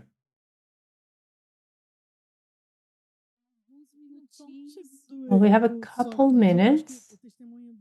I just wanted to say that what Rose was saying, about the partnership with Fundo Brazil, Fundo Casa. I just wanted to say that this is a good example of what Grace was saying. I think it brings an interesting response, to what you were saying. Funds like ours, they've been working with traditional peoples, and they've been trying to also have an alliance with these funds that are starting, that are expanding. We have the territorial funds, indigenous funds, quilombola funds. We're really trying to exchange experiences. We've been here in the field for so long. So when we can tell these funds the trajectories that we've had so far, how to have, make fewer mistakes and all that. You see, we are funds that, well, we don't have our own resources. We have knowledge to share, and we know that it is very important. So we are willing to work and to complement. These funds, they are very relevant nowadays. And I think working with these local funds, Rede Comoa, for instance, Rede Comoa is a fertile soil, I would say, because there's so much experience. So it's nice to work with these new funds, with these community funds. We can potentialize all this. There's so much that we can do to have more access to more stuff. Very well. There is one last message that I wanted to give you. All of the funds that we have here, they are direct access. I mean, in the communities, they will develop everything. So these are funds of direct access that give opportunities to everyone. When we say innovation, we know that what communities do is try to bring innovation, but it's not the case for philanthropy. It's very conservative. So we are trying to show that corporate philanthropy, international philanthropy, they can also innovate.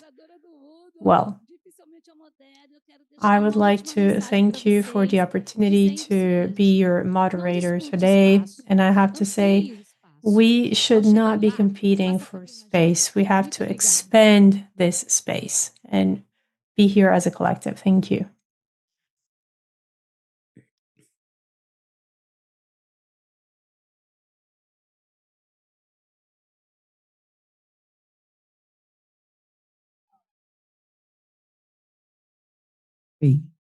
Som. Bom, quero primeiramente agradecer a todas as panelistas. Muito bonito ver todas essas mulheres. I would like to thank everyone. Gente, vou só dar uns avisos. Será que vocês poderiam rapidinho Final picture here, if you can come to the stage.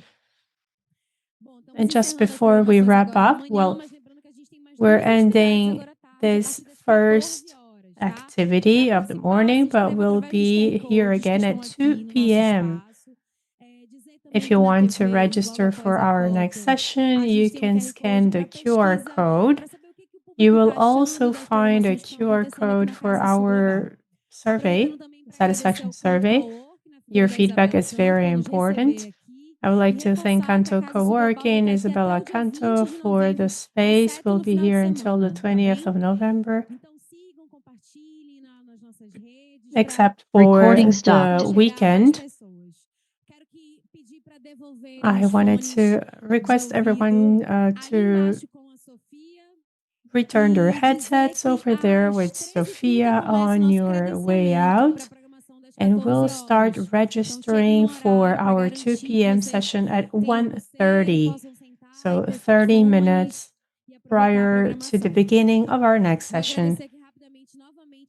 I would like to thank all of the institutions that are financing Casa Global, Baobá, Grupo Volkswagen, Fundo Brazil, Fundo Casa Socioambiental, Global Giving, Clima e Sociedade, Global Alliance for Green and Gender Action, Itaúsa, Rosfund, NTV, Ibirapitanga, Avina, ACP, Sociedade, População e Natureza, and the Sandana Institute. Thank you all so much, and I'll see you in the afternoon.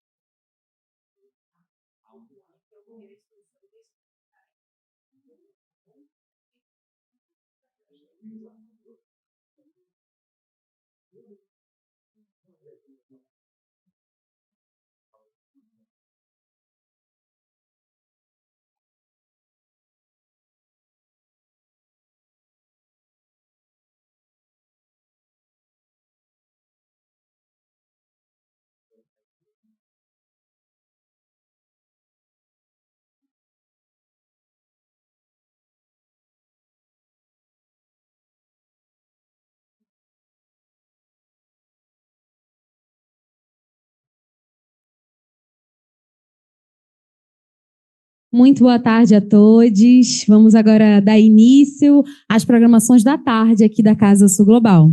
Eu me chamo Vitória Brown, sou mestre de cerimônias. Vou me autodescrever um pouquinho para que todos possam saber. Good afternoon. I am Victoria Brown. I am an Amazonian woman. I have a white dress and a necklace from the Warao people. I wanted to thank everyone who's online on YouTube and everyone who's here with us today. It is a pleasure to have you all. If you haven't done so, you can go get your headsets with Sophia. Can you all hear me? Can you confirm? We're going to need the headsets here. All good?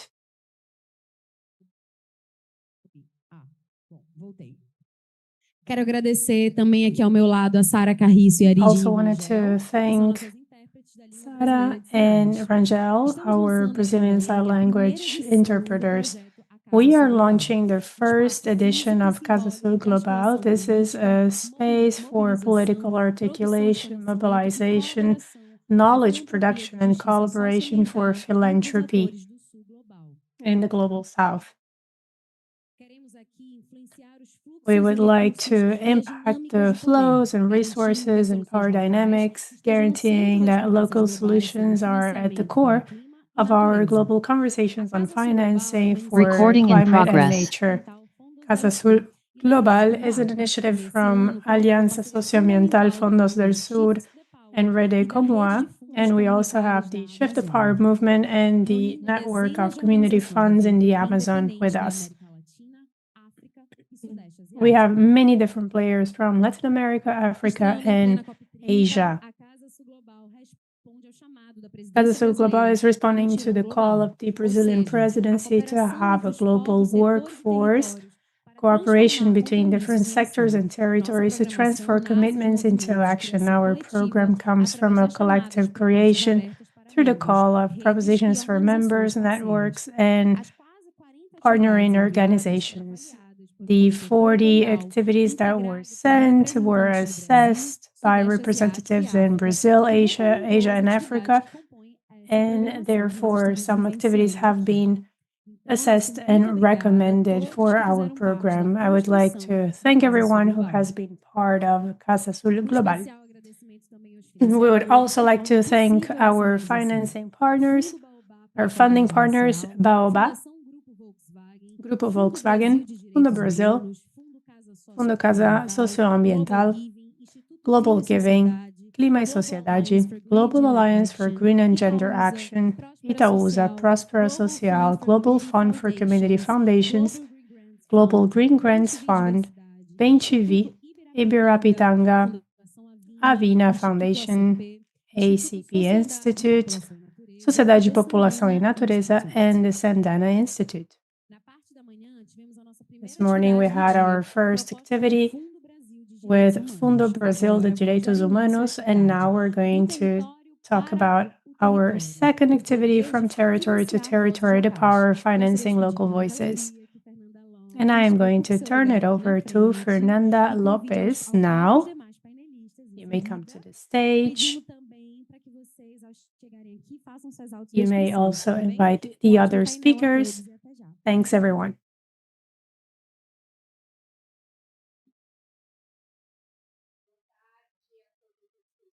Hello, good afternoon. Boa tarde a todas as pessoas presentes. Sejam muito bem-vindas, Welcome bem-vindos, to our a todas session, as pessoas que estão nos vendo, to nos everyone who ouvindo can see us hoje e aquelas que online nos today, verão daqui a tempo. Que sejam bem-vindas. those who are on Eu YouTube and those sou who are Fernanda here as well. Lopes, Welcome, diretora de everyone. I am programas do Fernanda Fundo Lopez Baobá para a Equidade from Racial. the Sou Baobab uma Fund mulher negra de for tez Racial escura, Equity. I am a cultivo dreads Black woman que with vão dreadlocks, até and abaixo dos meus they're ombros. quite long, São castanhos médios. dark Eu brown estou hair. vestindo uma blusa I am laranja, uma wearing calça an branca, orange shirt, tenho white colar pants, com colar resinado com detalhes em branco and a e shiny em necklace resina com teias with por dentro e details teias. É in isso, né? A ideia é que aqui nós white, também estejamos tecendo and teias e uso óculos. I'm wearing glasses. Eu, nesse momento, quero, então, dar continuidade ao anúncio Well, now we're going que to foi continue feito with pela our Vitória, second que me session then, precedeu, com a felicidade de introduced by compor esse Victoria. It espaço is truly a pleasure to be here with us, with you, que tem continuidade com todas as pessoas que estão aqui, então, formando uma and grande to have roda. E eu continuity vou for our convidar activities. a compor comigo esse And I would like espaço to Maria invite Luísa, Maria Luisa to come to the stage. fica aqui, ó. You can sit over here. Vou convidar a Maria Luísa, pode ficar sentada, fica à vontade, eu também vou me sentar já. You may sit over there, it's fine. I'm going to sit here Maria as well. Luísa a compor conosco, We have depois Maria eu vou contar Luisa, we pouquinho como vai ser a have nossa dinâmica. some other Maria speakers here. Luísa é uma mulher que muito Maria me Luisa inspira há is a muitos woman that anos, inspires é uma me a liderança lot, has quilombola inspired me dessa for a while. terra, She's a Quilombola Pará, leader from e Pará, a gente vai saber where we are pouquinho now, mais sobre and ela e sobre o trabalho que we ela will know a little realiza bit more daqui about a what uns she minutinhos. does in a bit. Por favor. Now, Taina. A Thay, ela tem uma história Taina bonita has a ser contada, a uma beautiful jovem que está story por to aí share with us. transformando por aqui She's young, e she's por aí, transforming transformando, lives. é educomunicadora e vai contar She's a pra communicator, gente and she também will daqui a be telling pouquinho us mais sobre more ela e sobre o about que her ela and vem about what she's construindo, been que doing redes ela vem tecendo all these no years, território. what E kind of Giovanni, networks she's por been working favor. on. And Giovanni Harvey, que é Giovanni diretor is executivo do the Fundo executive Baobá para a director of Equidade the Racial. Baobab Fund for Aqui, Racial nesse Equity. espaço, e agora eu vou me So in sentar. this space, let Antes me de passar sit a down here. palavra para cada Before I turn it over cada to uma my das guest pessoas que compõem speakers comigo essa roda on de this conversa, session, para que elas se I wanted autodescrevam, to say a couple mas também things. contem Well, I'm going to pouquinho ask them to sobre elas. describe Eu themselves, vou to tell us compartilhar more com about vocês them. o But before objetivo that, e a I dinâmica da also nossa wanted to mesa. tell you about the Então, goal nesse and the dynamics espaço, of our a table here, gente our pretende session. discutir In this pouco space, como que os we're willing modelos to de discuss how the financiamento para financing iniciativas models locais, para for iniciativas local initiatives comunitárias, para and iniciativas community nos initiatives territórios in the podem ser territories espaços de can be regeneração, spaces for espaços onde a regeneration. I mean, comunicação spaces where ela seja communication instrumento, uma is an ferramenta de instrument, is a continuidade. tool Essa to mesa continue ela foi our job. construída a várias mãos. This Ela foi was construída em built by parceria many com a people Bioma, que aqui in está partnership representada with pela Bioma, Mel, represented by Mel here. a Bioma, que é uma iniciativa Bioma que is an trabalha com initiative comunicação that works ancestral with e ancestral communication, and we have the Baobab Fund for racial equity as well. And we'll tell you a little bit more about what we have been doing in that regard and who we are. And we have the collaboration of the people who are here and other people who are not physically here right now, but are following us on the networks and virtually.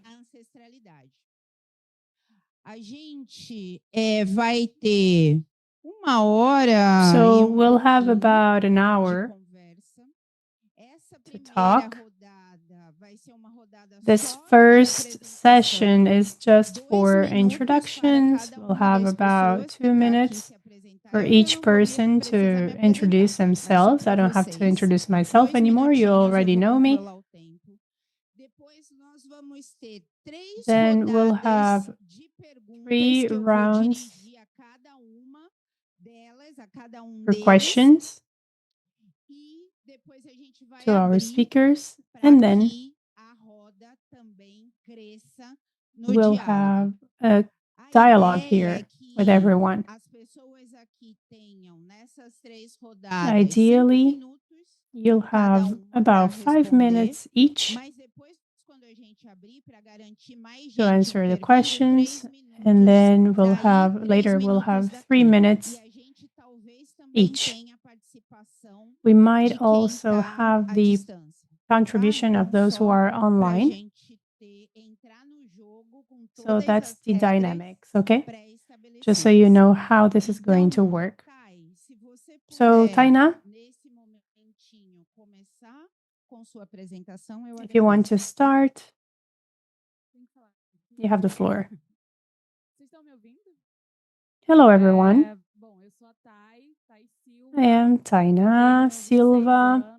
I am 26 years old. I'm from Quaraci in Belém do Pará, a very important area for Belém. It's a pleasure to live here, and I am going to describe myself for accessibility. I am a Black woman. I have braids,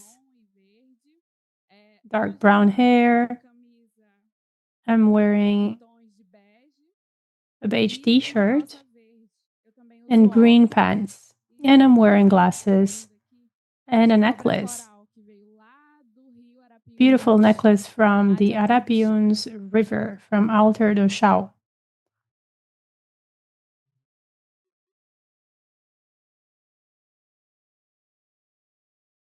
Eu existo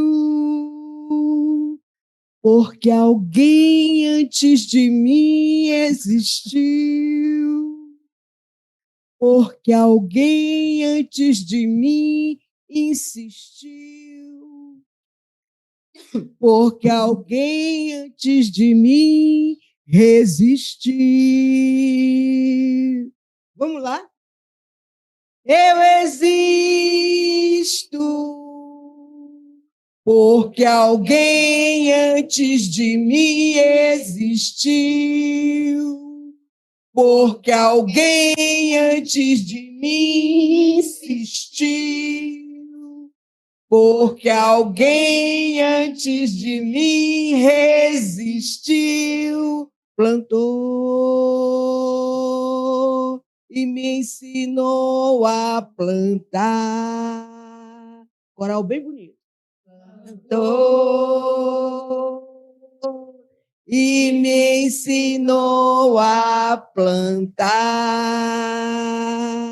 Com esse rezo que eu aprendi com as mulheres quebradeiras de coco babaçu, lá no Maranhão, eu quero tomar a bênção das minhas mais velhas. I learned so much with my ancestors.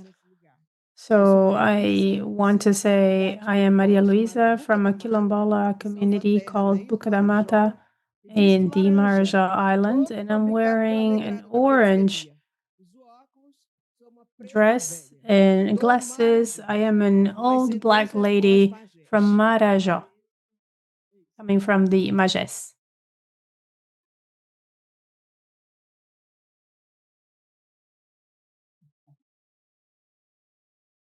Bom, boa tarde a todas as pessoas Good presentes. afternoon, everyone. I am Giovanni Harvey. I am a Black man. I have 1.70 centimeters. I have a beard, long beard. I am wearing a blue blazer, gray pants, black shoes. I work with Baobab, and we'll be talking about these aspects now.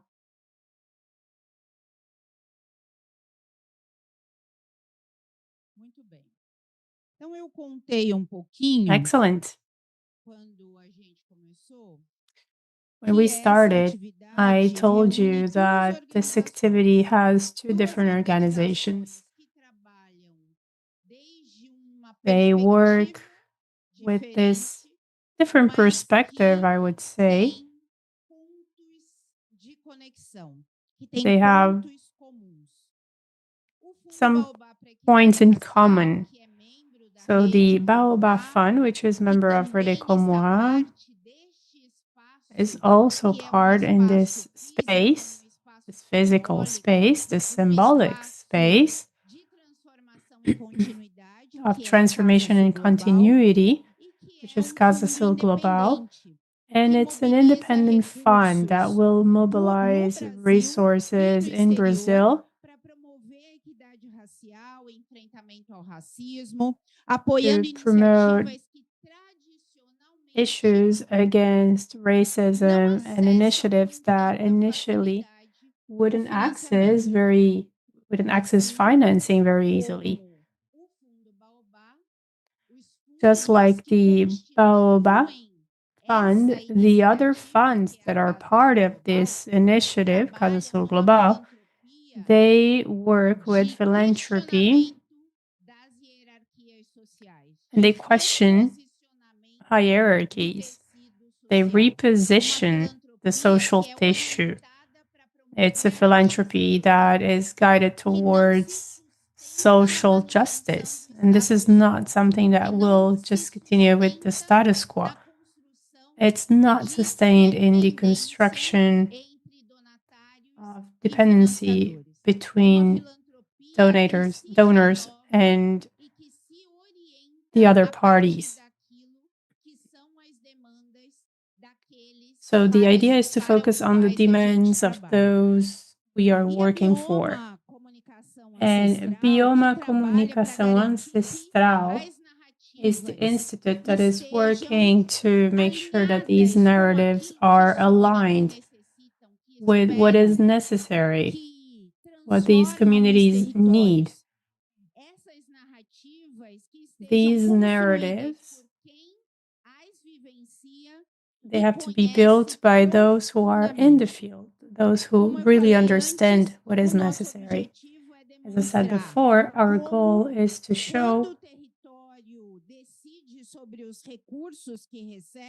when a territory is telling their stories, they are fertilizing their soil, they are planting the seeds to sustain themselves, to regenerate their soil, to feed people. This conversation is an invitation for us to explore these paths for transformation together. And it has to be deep, profound transformation,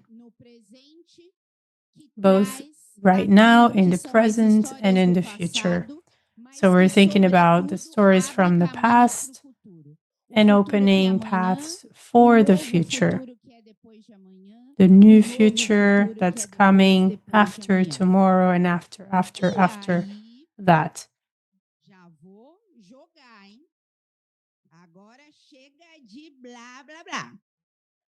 So now let's get started.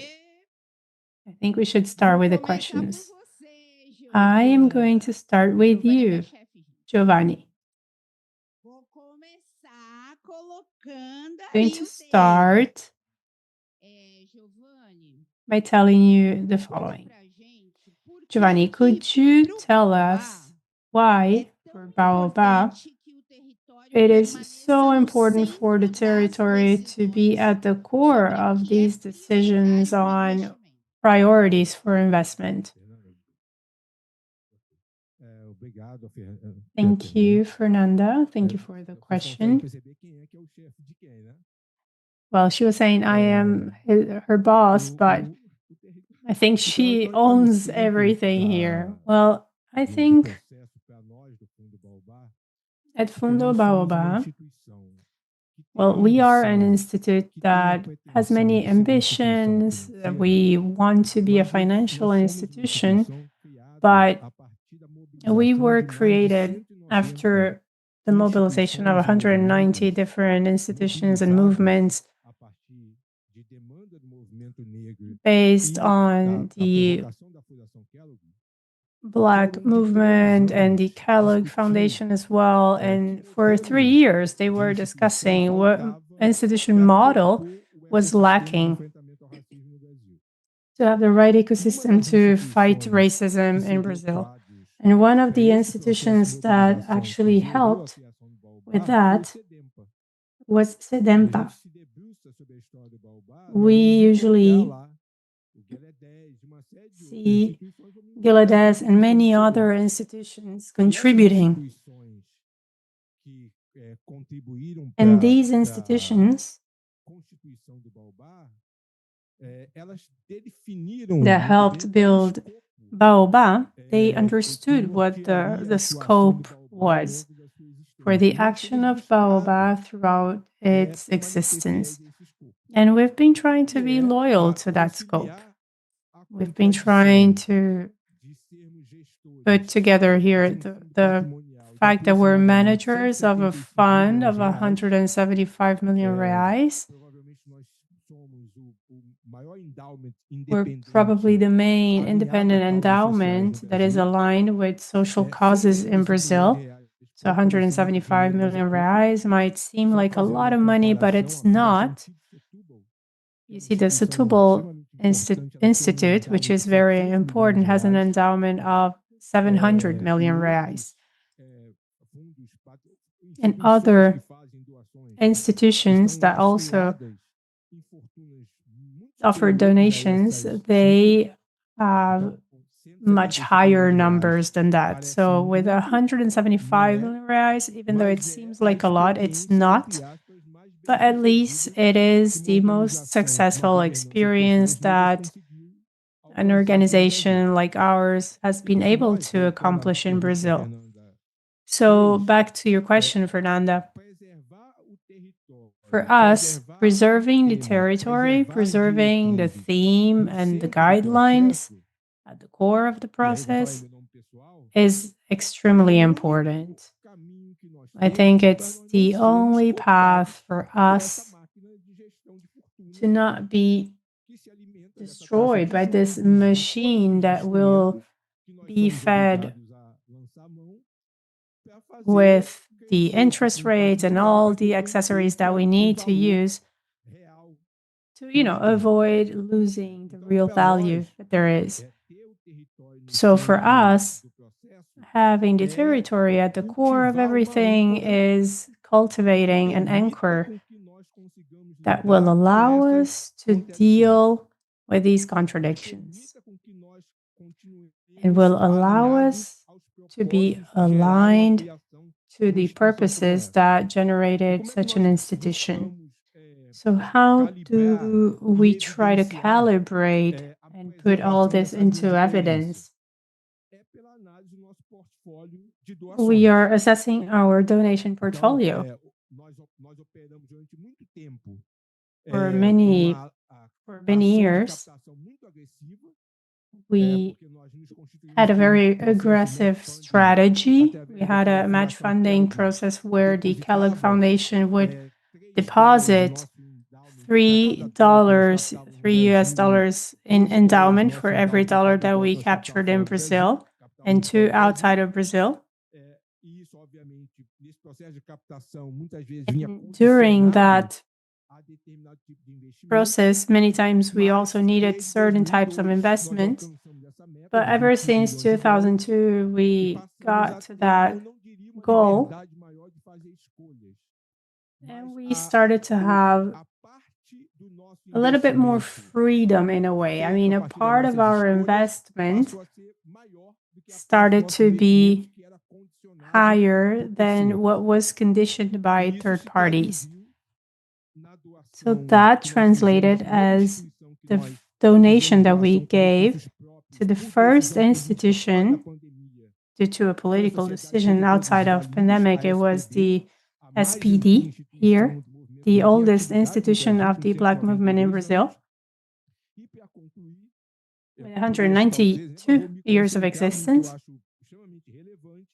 And just to wrap up, I will give you one more example. We are the main funders of the Black Women Movement March that is going to happen in Brasilia next month. And we'll have direct and indirect amounts as well. And I cannot resist the urge to say that it's a shame that Baobá is the main donor with the endowment that we have for the Black Women March. I'm not proud of that. When Baobá decided to make that donation, it was really to induce philanthropic institutions to see how relevant that march is for the history of Brazil. And unfortunately, we haven't been successful in that regard. We haven't seen great donations. Thank you.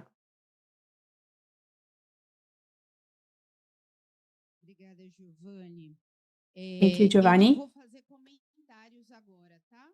I'm not going to comment on what you're saying right now. I'm just going to turn it over to Tai.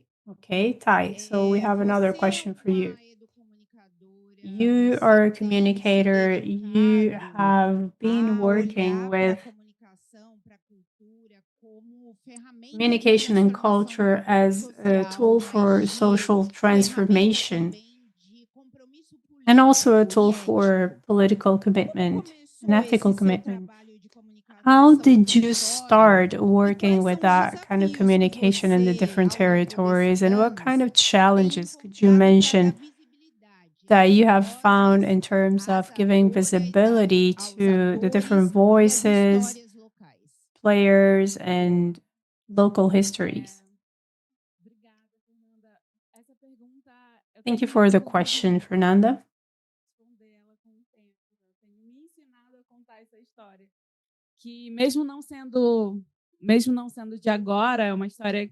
I can tell you a story that is not very recent, but I think will give you a little bit of a context.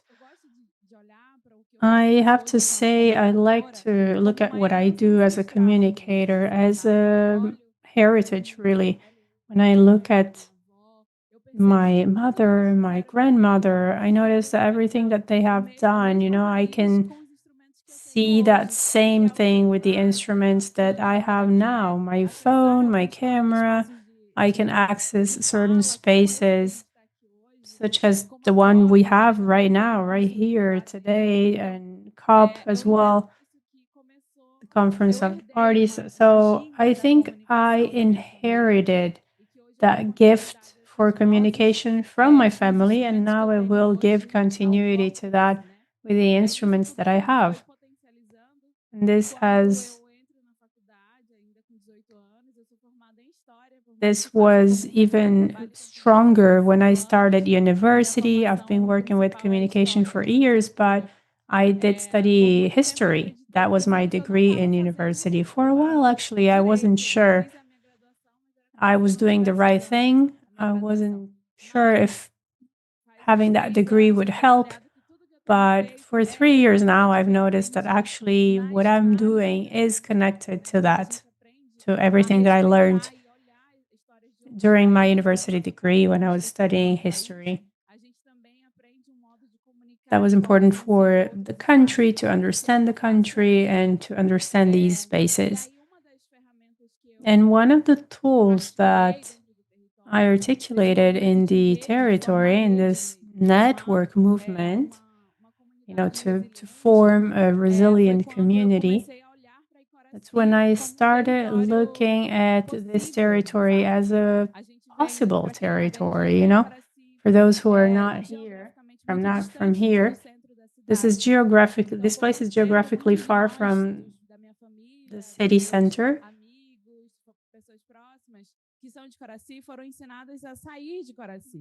So many people were taught to leave Coraci because there's no school, no education, no hospitals. So you usually just migrate to a different place, right?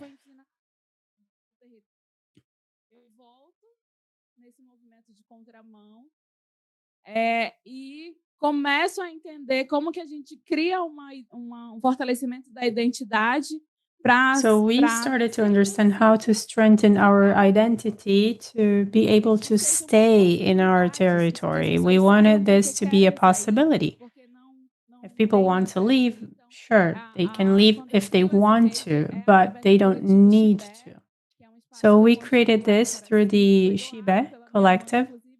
This was donated by my mother, by the way. We understand she was our first funding partner. She gave us a part of a lot there, a space. That's actually a yellow zone right now. We're talking about the yellow zone, the green zone. The whole focus of the city is now on Coraci. So we're showing everyone that we also have COP30 there. Anyway, all these things happened thanks to communication. It's really a tool for connection. So we have different communication tools, and I am bringing that into the territory, and the challenges are exactly like that. I mean, how do we look at this and see that, well, culture is not, and by the way, Flavia Ribeiro, a journalist, taught me that culture is not just about leadership, it's not just about mobilization. Everyone likes to say that we mobilize people, but we have to understand that this is also work. What I know about Coraci is about the intellectual wisdom, the knowledge of the territory, and we know that this also deserves recognition of the service as work. So it's a challenge to balance it out, but we're trying to create these windows of hope to continue to be in the territory and outside of the territory as well, but going back to more possibilities.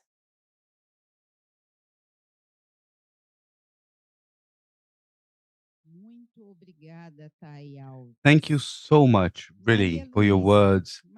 I'll pass the floor now to Maria Luisa from Boca da Mata Quilombo, which is in Maruacá Villa, in the island of Marajó.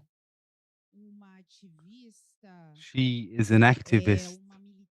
She really is someone engaged with the Black movement. She is a member of the CEDEMPA, the Center of Studies of Black people in the state of Pará. Those who do not know the institution, please get informed, and she'll be able to speak about the Black Zone as well. We've spoken about the yellow zone, blue zone, green zone. So, Maria Luisa, how did the recognition and the financial support, how does it impact the ways in which your community and the local communities of Pará, how then do you defend your rights? How do you tell your own stories? How do you share what you learn? Tell us a bit about that, please. Pass you the floor. First of all, thank you so much to all those funds, Baobá, Ancestral Communication, Barbosa. Sometimes I wonder, really, if... Well, to start with, I wanted to talk about violence to the Black people. And it is really something terrible. Communication is silenced. We were divided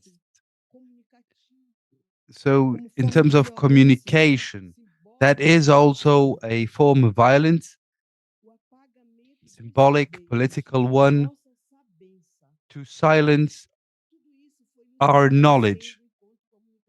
All of that has weakened us in terms of communication. But then we found nature. We found to hear the forest, this forest that has been feeding us, healing us as well. Our symbols, our body symbols, well, they are long lasting, much more than those that slave owners used to mark us with.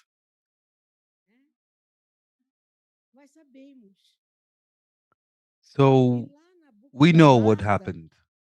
And in the Boca da Mata region, that is a mark of belonging.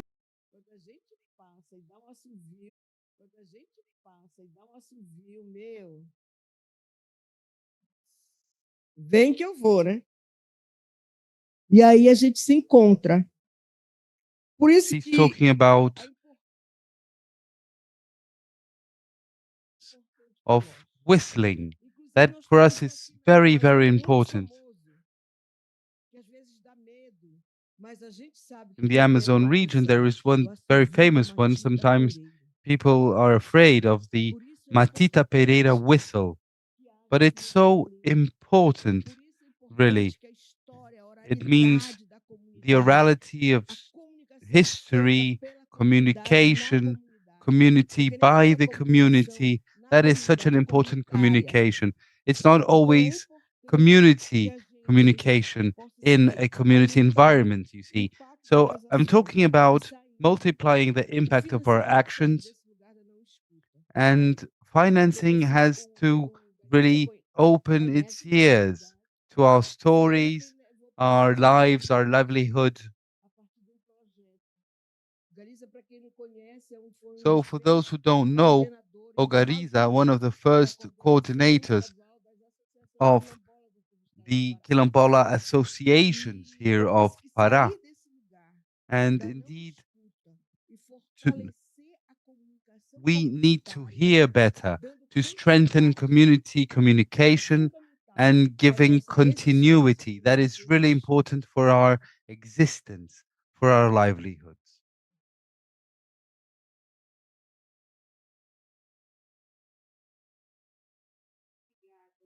Obrigada, Maria Luísa. E agora vou. Thank you so much, Maria Luísa. I will then now pass the floor to Taya. Have you noticed, Ty, any difference in how the projects, the repercussion when locals are hired compared to those investments that are done exclusively with external hiring people? So what happens when external people are the one defining what should be done in the local scenario? Doubtlessly, this is a very important year in Belém do Pará, and we see how much we are living a historical turn in our city, and this year was marked as well by many violences. People that are not from here, that do not communicate as we do. Not all communication is a community one. Not everyone engages in our way. So it's very clear how much this is as well silencing our knowledge, as if our ways were not proper, were not dignified to receive such a movement, such a debate. So we have to understand and see ourselves as professionals, as communication professionals, people that are really very much engaged with local knowledge. We know how to communicate from territory to territory. So one has to think about that. and strategies of success for the event itself, for the agendas we have, for our campaigns, for any communication objective one can have. So when you are able really to connect with territories and talk as they do, like what Maria was telling us, she was able to bring that story because it belongs to the territory. It's a way of looking, communicating a message from what she knows. For sure, that is a way very different from what I would do. Even though we are close, I have been to Boca da Mata region myself, but no one but her can tell the story that way. It is a strategy not only of decentralization of financing, which is an important aspect as well, but a way of recognizing those other voices, those other ways of telling a story, other narratives. And I learned a lot of that with the ancestral bioma, who does this very well. I had the honor to be with other professionals at the time. We were training on that theme, recognizing possible vehicles as means to communicate, as part of a communication strategy, as a mobilization strategy in the territory. And not only, we want to broaden our spaces of possibility. That is really central to us as well.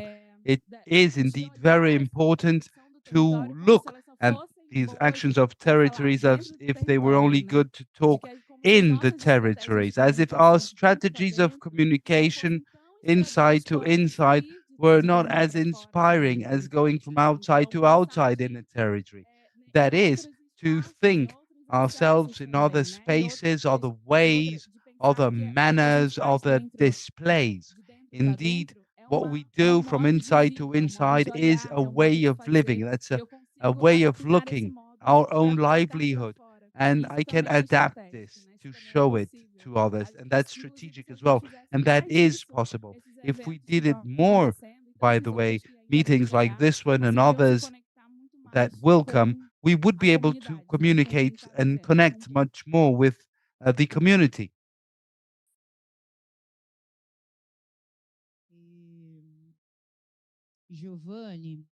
Giovanni, I have a question for you now.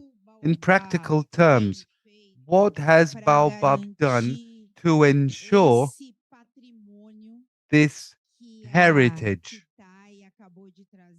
that Tai was here mentioning, Maria Luisa as well in her previous answer?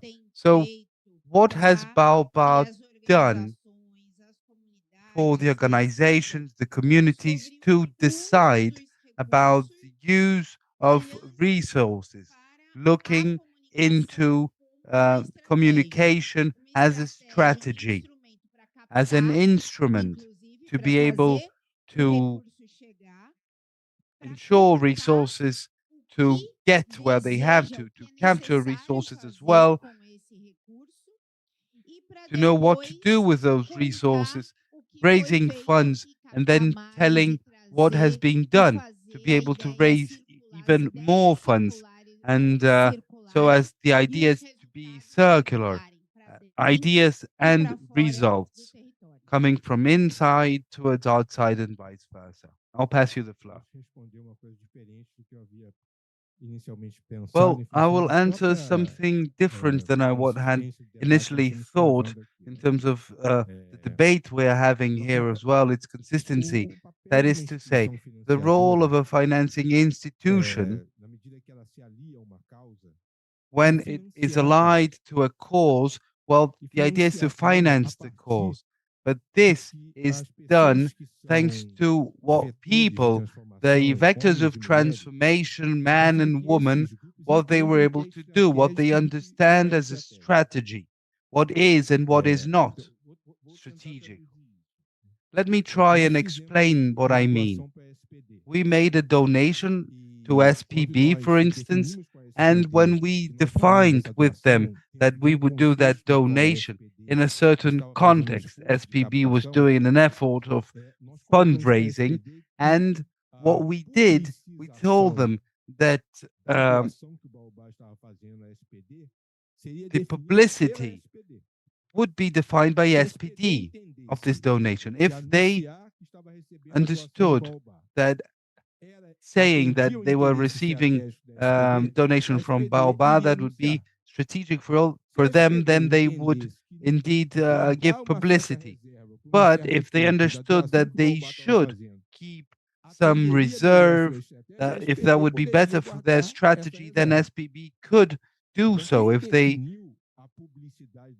thought it was important. So SPB was the one to define in terms of strategies, in terms of publicity. I would think that SPB didn't even need to say they were receiving funds from Baobab.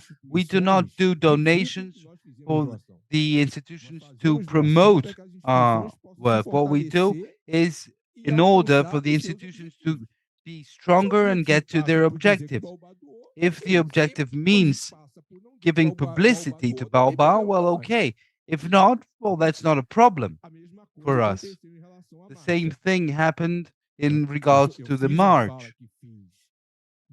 When I said what I said after the first question, only a few days have passed from the march, so I have to say it.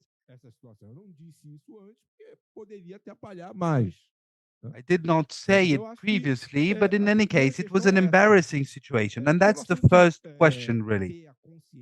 We have to be aware, to bear in mind, and I've been for more than 45 years in social movement. So the idea of Baobab is to have a relation with the Black movement in which they do not need to omit their real agendas, their real goals.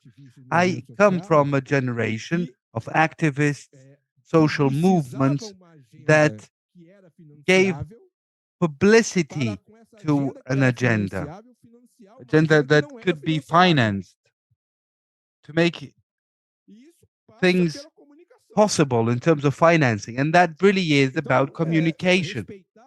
So to respect the dynamics of social movements, and what we would like, what we try to do is, explicitly or not, to dialogue with us in terms of its real agenda.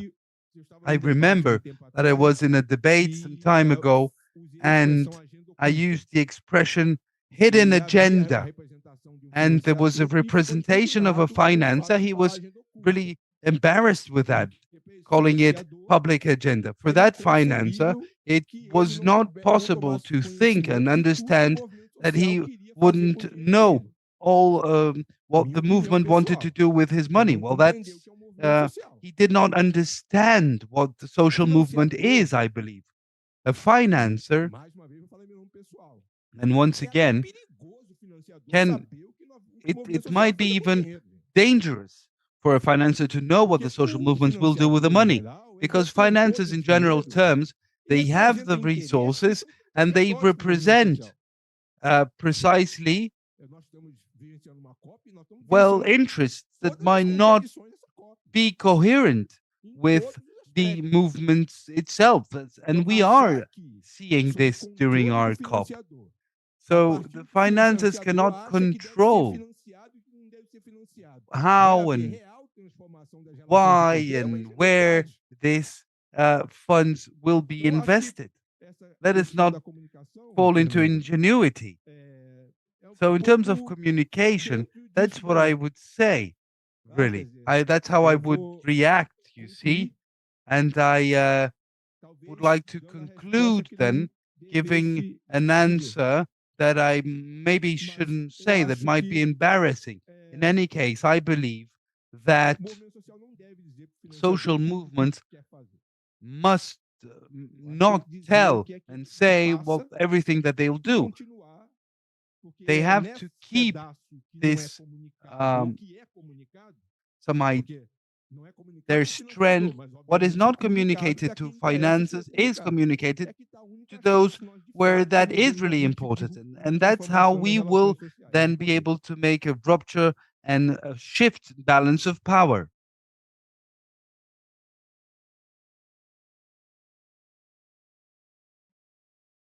Muito bom, Giovanni. Muito obrigada. Maria Luísa. Thank you very much, Giovanni. I'll pass the floor now to Maria Luísa. What changes, Maria Luísa, to the community when there is communication prioritized by the finances? When one understands that at the end of the day, for a project, for a relation with the communities, when everything depends on a communication done by people that belong to a certain territory, to people that belong to this space as well.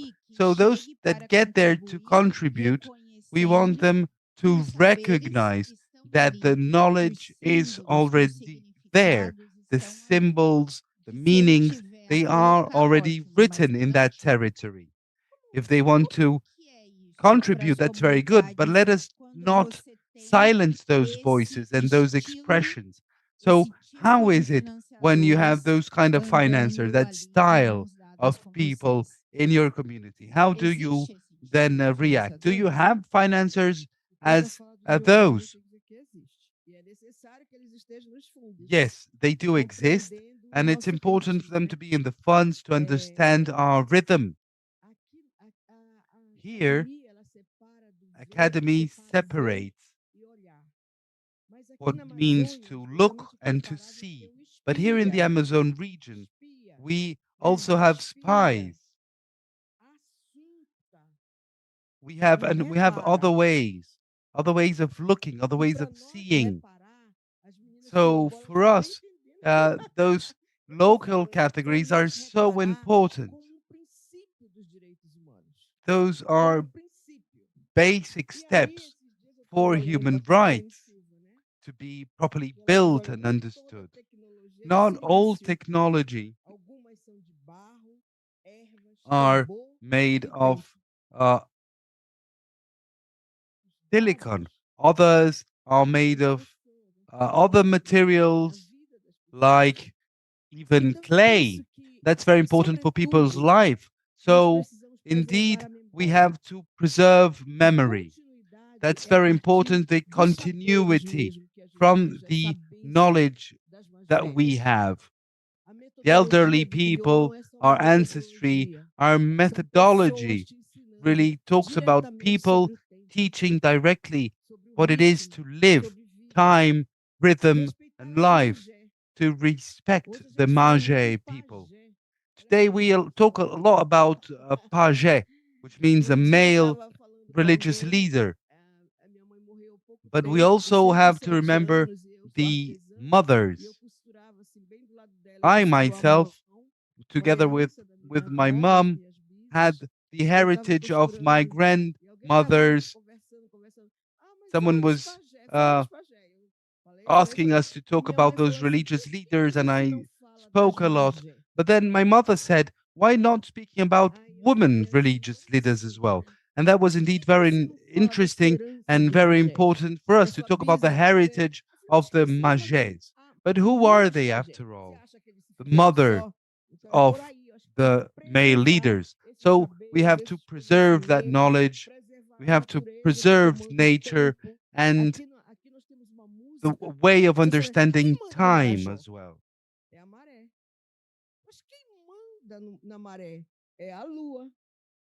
And the moon is going to be important for that. For us, that's essential.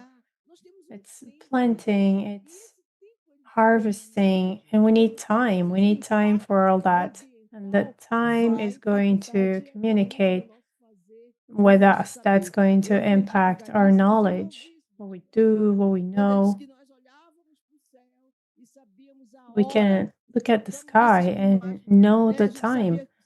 We used to do that. We knew if it was midday because we would see the position of the sun.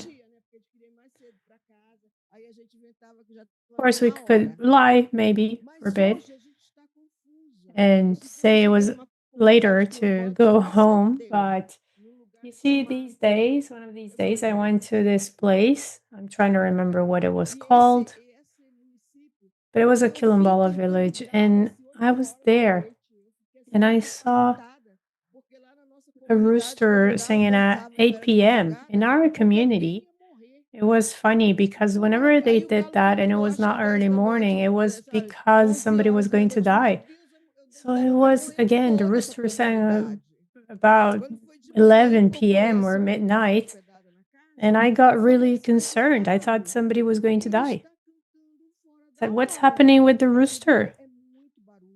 And she said, "Well, it's a lot of noise here. It's a lot of light." And the rooster gets completely confused. So we need a communication that is not going to confuse us, that is going to respect the way we want to live. We don't just have empirical knowledge. You see? A lot of people will say, well, empirical knowledge is the most important. But look, we have the blessing to be really, to have ancestors, to have these women, these very inspiring figures as ancestors. So we need this technology. We need our children, they need this technology, but it shouldn't change the way we see things or the way we think or our connection with what is sacred. So that should be respected. In our community, after 6 p.m., no one is allowed in the river. And by the way, during COVID, during the pandemic, a lot of people wanted to come to our community because we didn't have any sanitary barriers, but we did create our own.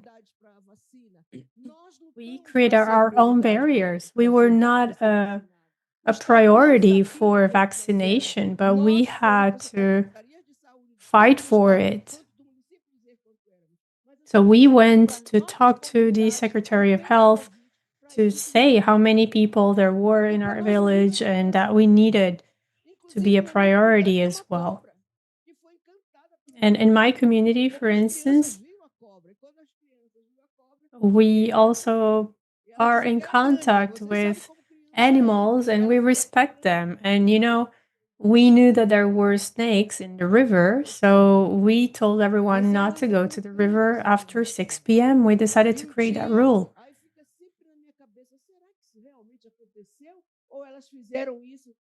So that's the way we, you know, the rule that we found to avoid issues. We decided that that was going to be the case, and so far nobody else has seen any snakes over there. Thank you.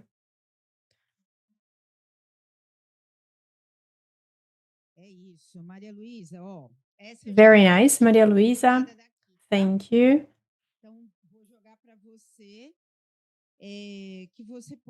I have another question right now. I wanted you to share with us good examples, you know, successful stories related to the local narratives that generated impact, both internally and externally, significant impact. And that has also impacted on the resistance of the quilombolas. Well, I can give you an example. In the past, we would travel in sailing boats that were done by Orpheo and his family. They were built by him. And then we would get to these places where we needed to get. We would spend 3 days on those sailing boats. And Orpheo was a man who didn't know how to write or read, but he was able to build these boats and pilot them as well.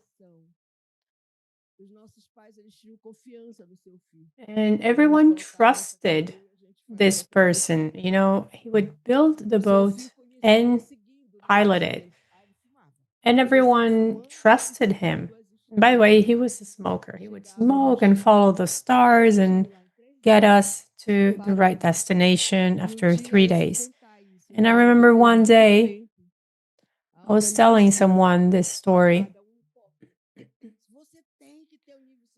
And somebody said, no, you need to have studied to do that, to be able to do that.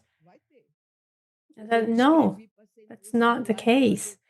Well, I, for instance, decided to go and study and get a university degree. And when I did that, I noticed that, well, my generation didn't really study math with the math teacher or chemistry with the chemistry teacher. I mean, it was just one teacher for all the different subject matters, philosophy, everything. I remember that I used to like philosophy, and first day, teacher says, please write about knowledge. And I said, okay, I'm going to tell them the story of Mr. Orpheo, the one who built the boat. And they told me that that was not knowledge. So I think we need to think about environmental intelligence. That's wisdom. A lot of people will try to teach us how to prepare flour, but they don't really know the difference between different species of manioc. And they will come and say bad things about our flour, our products. So we need an open university because you learn with children, you learn with adults, you learn with animals, with nature. And you have so much knowledge from that. I remember when we used to prepare flour, it was beautiful.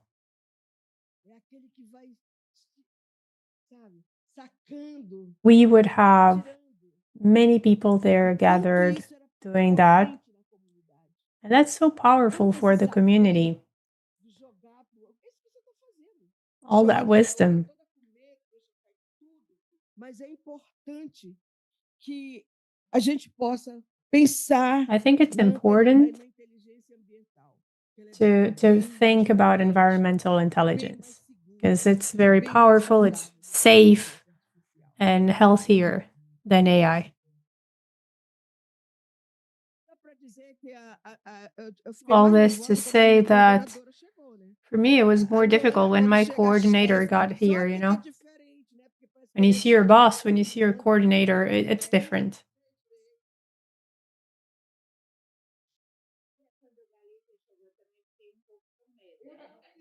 True, I agree. Here's Galiza as well. Well, Giovanni, what do we need to do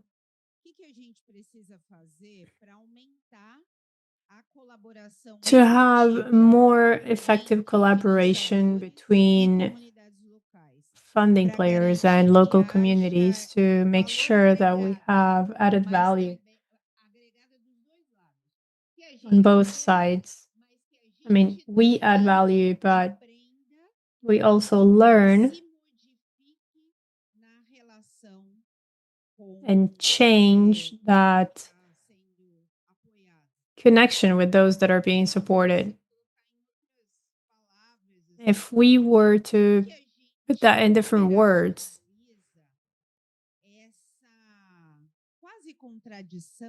how do we deal with this contradiction between independence, which is not really independence, right? Because there is a certain level of needs, but still capturing does not mean that we're not going to assure autonomy. So how can we work with that movement? I think I'm going to go back to what was said before.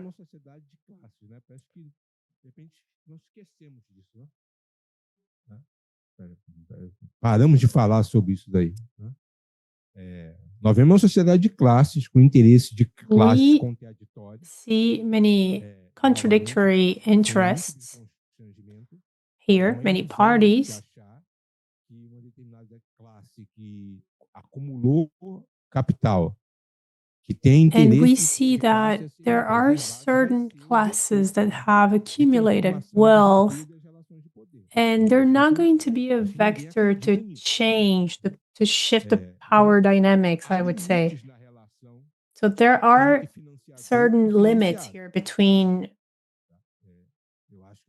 those who are funding and those who are being funded. I think the main issue is not having limits. The problem is that we are behaving as if those contradictory interests did not exist.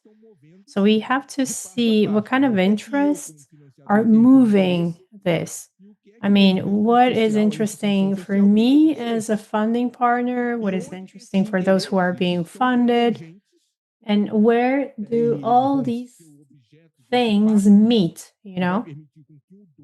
They're going to be objects of this pact that will allow some to donate and some to receive. And we'll have to see what happens with the negotiation. So I think that has to be mentioned as well. For me, it's embarrassing. Let me rephrase that.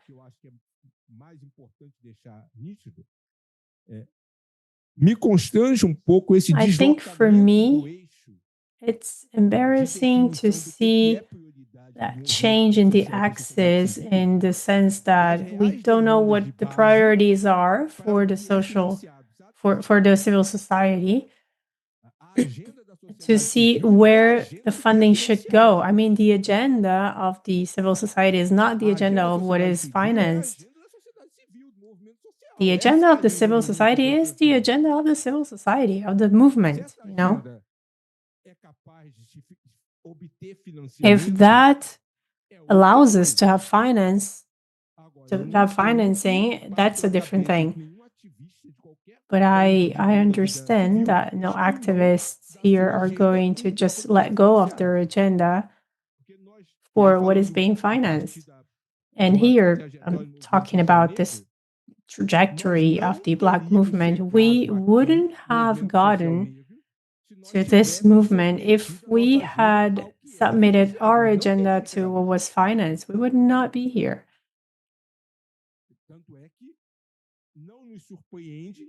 It's not surprising to me, you know, everything that is being said, saying, well, you're moving away from the racial agenda, etc., etc.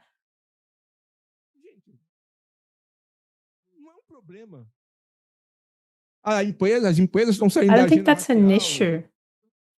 Everyone's saying, oh, companies are moving away from the racial agenda. That's not an issue, I think. I think we need to have that awareness. So, just to wrap up, Fernanda, I would say that we have to think about these interests and put them on the table in a very clear way and see what we can do. Now, the whole thing is that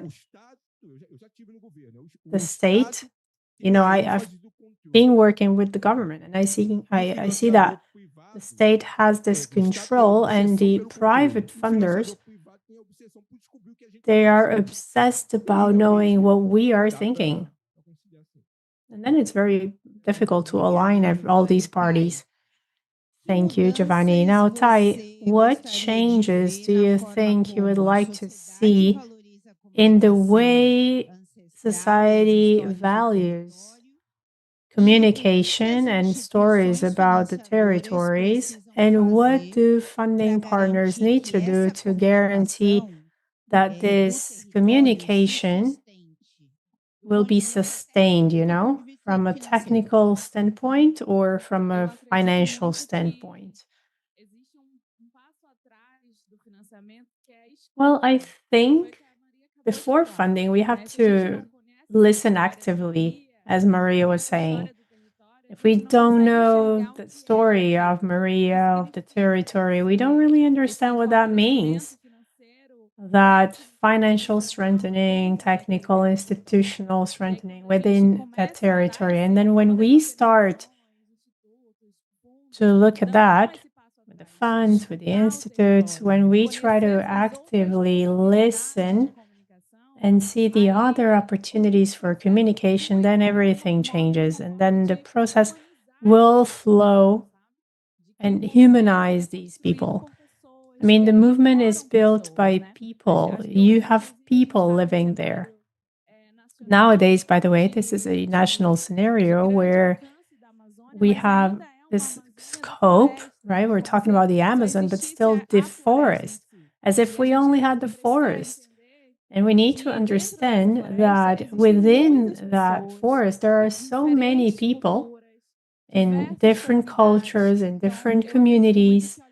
So I truly believe that looking at this diversity, these possibilities of coexisting with the world is, about recognizing the importance of financing these territories and supporting these lives that are there, So when we are able to connect, as Maria was saying, Galiza brought the internet to the territory and recognizing the importance of the movement that I'm accessing, I am expanding that access to a different territory. That's the potential of respect and connection.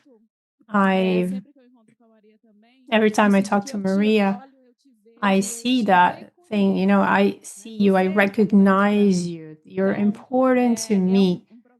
So that's an African proverb. And when we're able to do that in practical terms within the institutions, we can see a huge difference when we're humanized, I also had a couple experiences coming from Baobab, the Baobab Fund. I was one of the women that got support 2 years ago to strengthen my career. And it was very interesting because really they recognized that by doing communication, this was important. So by doing this, by being this woman, this young woman, mobilizing from the territory and being here with all of you is something that I'm really glad, very thankful. This recognition is very important for us, and it allows us to continue our stories, our narratives. So in a general manner, that's the point I would like to underline, really. And in terms of change, as a suggestion for change and technical point of view, institutions, organizations have to recognize that to hear and invest, to hear the territory, that is a real important investment. It's not in vain at all.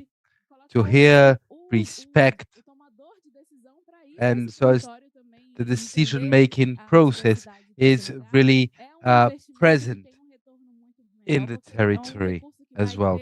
This is a very important resource that will be so much more interesting and profitable for, and really giving this step in terms of other possibilities, other understandings of this existence of ours, this livelihood, our humanity, in to respect our rivers, forests, and our territories that must be preserved. When one invests in this, it's a whole community that will stay alive and healthy.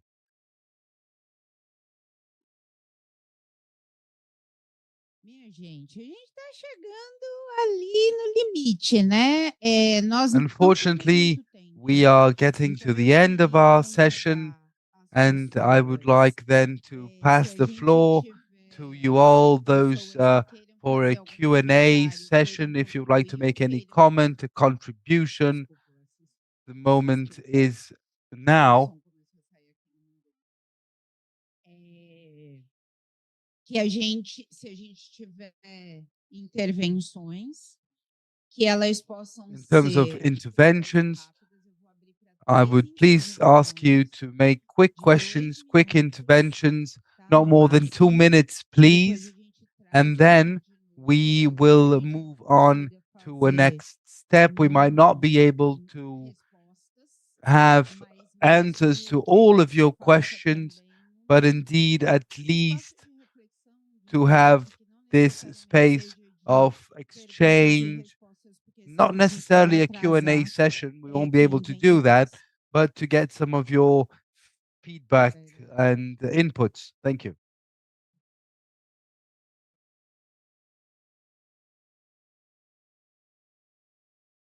Boa tarde a todas.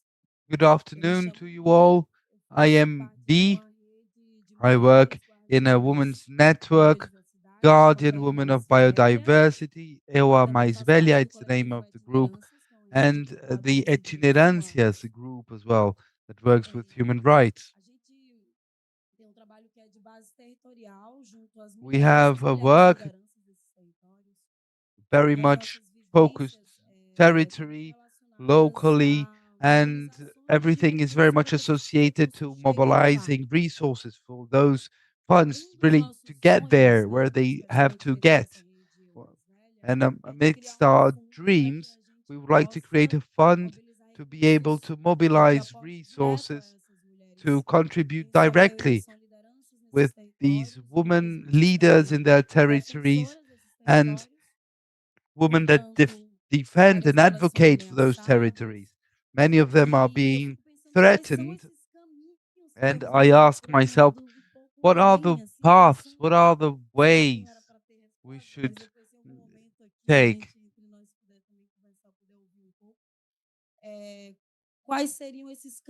Which would be those paths for us that are working, then for us to be able to have access to finances, create our own funds, those working in front lines, to elaborate mechanisms to be able to direct resources to places and territories that we can't say which, because that's part of our strategy, of our survival.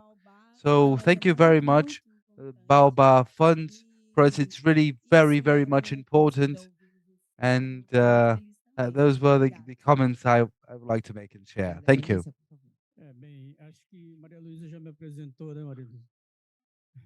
I believe Maria Luisa has introduced me. I'm one of the funders of Malungo, of CONAC, and I work nowadays in 2 institutes, the Conexão People of the Forest, taking internet to distant and remote territories,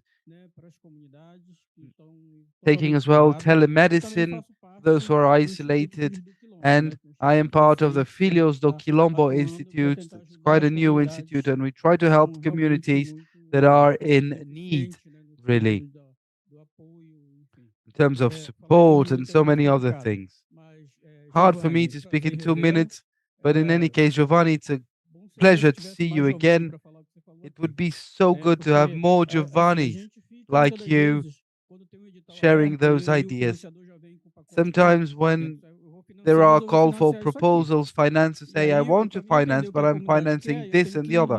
But to understand what the community needs, we have to introduce in the project in an intelligent manner to be able to really follow what is being demanded by the community. So what you said is really very important. Maria Luisa, the way you presented the territory, the way you speak, oh, that's amazing. Thank you so much. The way you shared with us ways and manners of helping and supporting communities. Indeed, we want financing to get to the front lines. Sometimes finances, they finance some organizations that sometimes are not aware of what we do, but they are able to elaborate a project or the call for projects exactly, and they get an important part of the resources, and it's very scarce what gets really to the front lines. We do not want people talking on our name and doing for us. We can do it as well. We just need the possibility and the funds. Our communities, I have to say as well, it's very difficult in terms of management of the resources. The opportunities were not given for them. So sometimes, and I always underline this, there is a very bureaucratic steps to be able to overcome. So, of course, bureaucracy is important, but I understand why it's there. But at some point, it can be really a barrier, and that is a huge problem. So we have to try in best way not to have such a bureaucratic system. We have associations, but they are quite new. They're still learning to work with associations. So these were the inputs I wanted to share. And those, in terms of COP and those big investments, well, is it really going to the forest? I'm not sure. Gente, olha, vocês sabem o que eu vou ter que contar, né? Que o nosso tempo. Unfortunately, our time is over. Eu tô ali, ó, olhando plaquinha, olhando os And olhos de Bel. unfortunately, we will have to conclude this afternoon session. Indeed, we have homework to do. I won't be able to pass the floor to everyone here, or those that wanted to intervene. In any case, we have homework to do. First of all, we have to look again into ourselves, improve the ways of hearing for resources, really get to the front lines. All that is being done with those resources, rethink ways and ensure that we have more resources for more people. Generally, people that do not have the means of having access to it.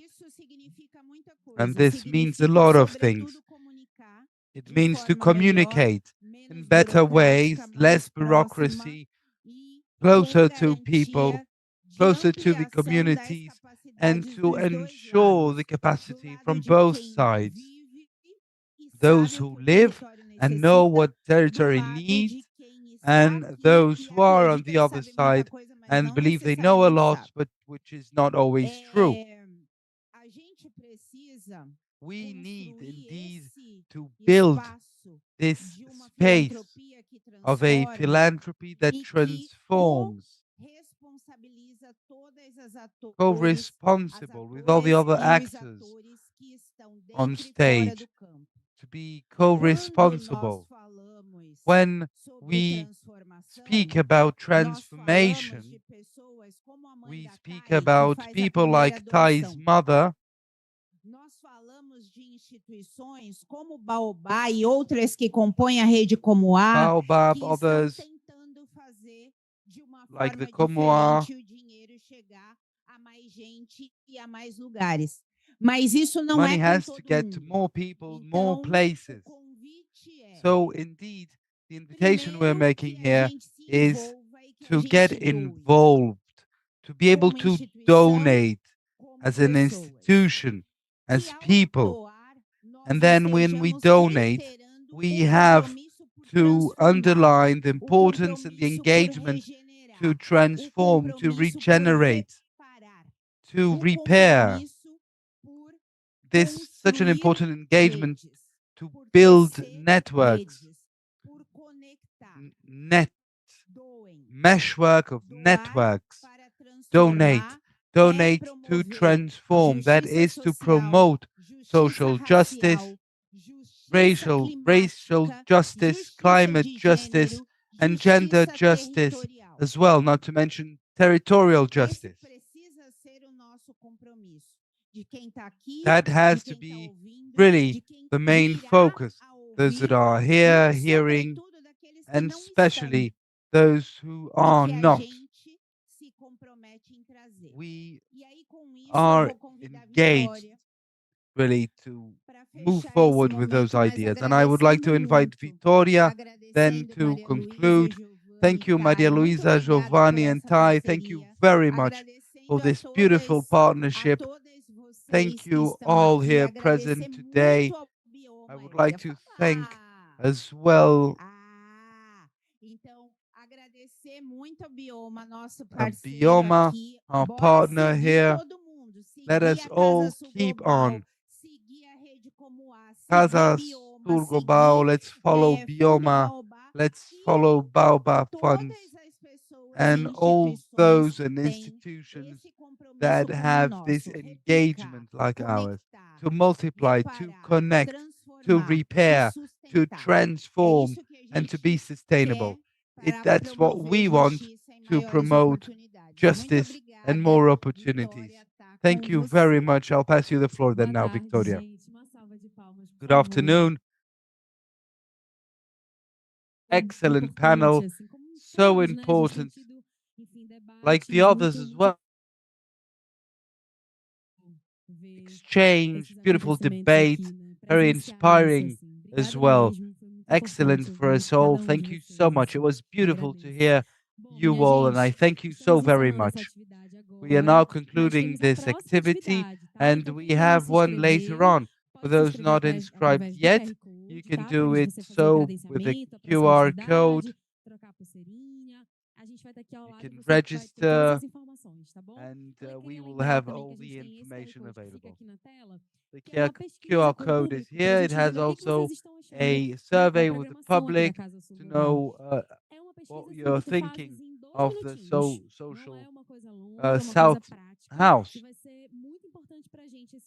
It's important for us to have that feedback, so if you can, please do. Thank you, Canto Co-working. It's a great space, and we will be here till the 20th of November, not working on Saturdays and Sundays, but until the 20th. Many important things will happen here. We wait for you, and thank you so very much. I would like to say as well that please hand us the headsets, and if you need anything, any information about registering, we will be here to help you with that. And once again, I would like to thank the financing institution of Casa Sul Global, Global South House. Muito obrigada. Que prazer conhecer vocês e poder trocar, enfim. Thank you so much, Baobab Funds. It was so important to exchange with you. Fundo Brasil de Direitos Humanos, Fundo Casa Socioambiental Global Giving, Instituto Clima e Sociedade, Global Alliance for Green and Gender Action, Itaúsa, Próspera Social, Global Fund for Community Foundations, Global Green Grants Fund, BemTV Diversidade, Instituto Ibirapitanga, Fundação Avina, Instituto ACP, Instituto Sociedade, População e Natureza e Descendana Institute. Muito obrigada a todos e até logo.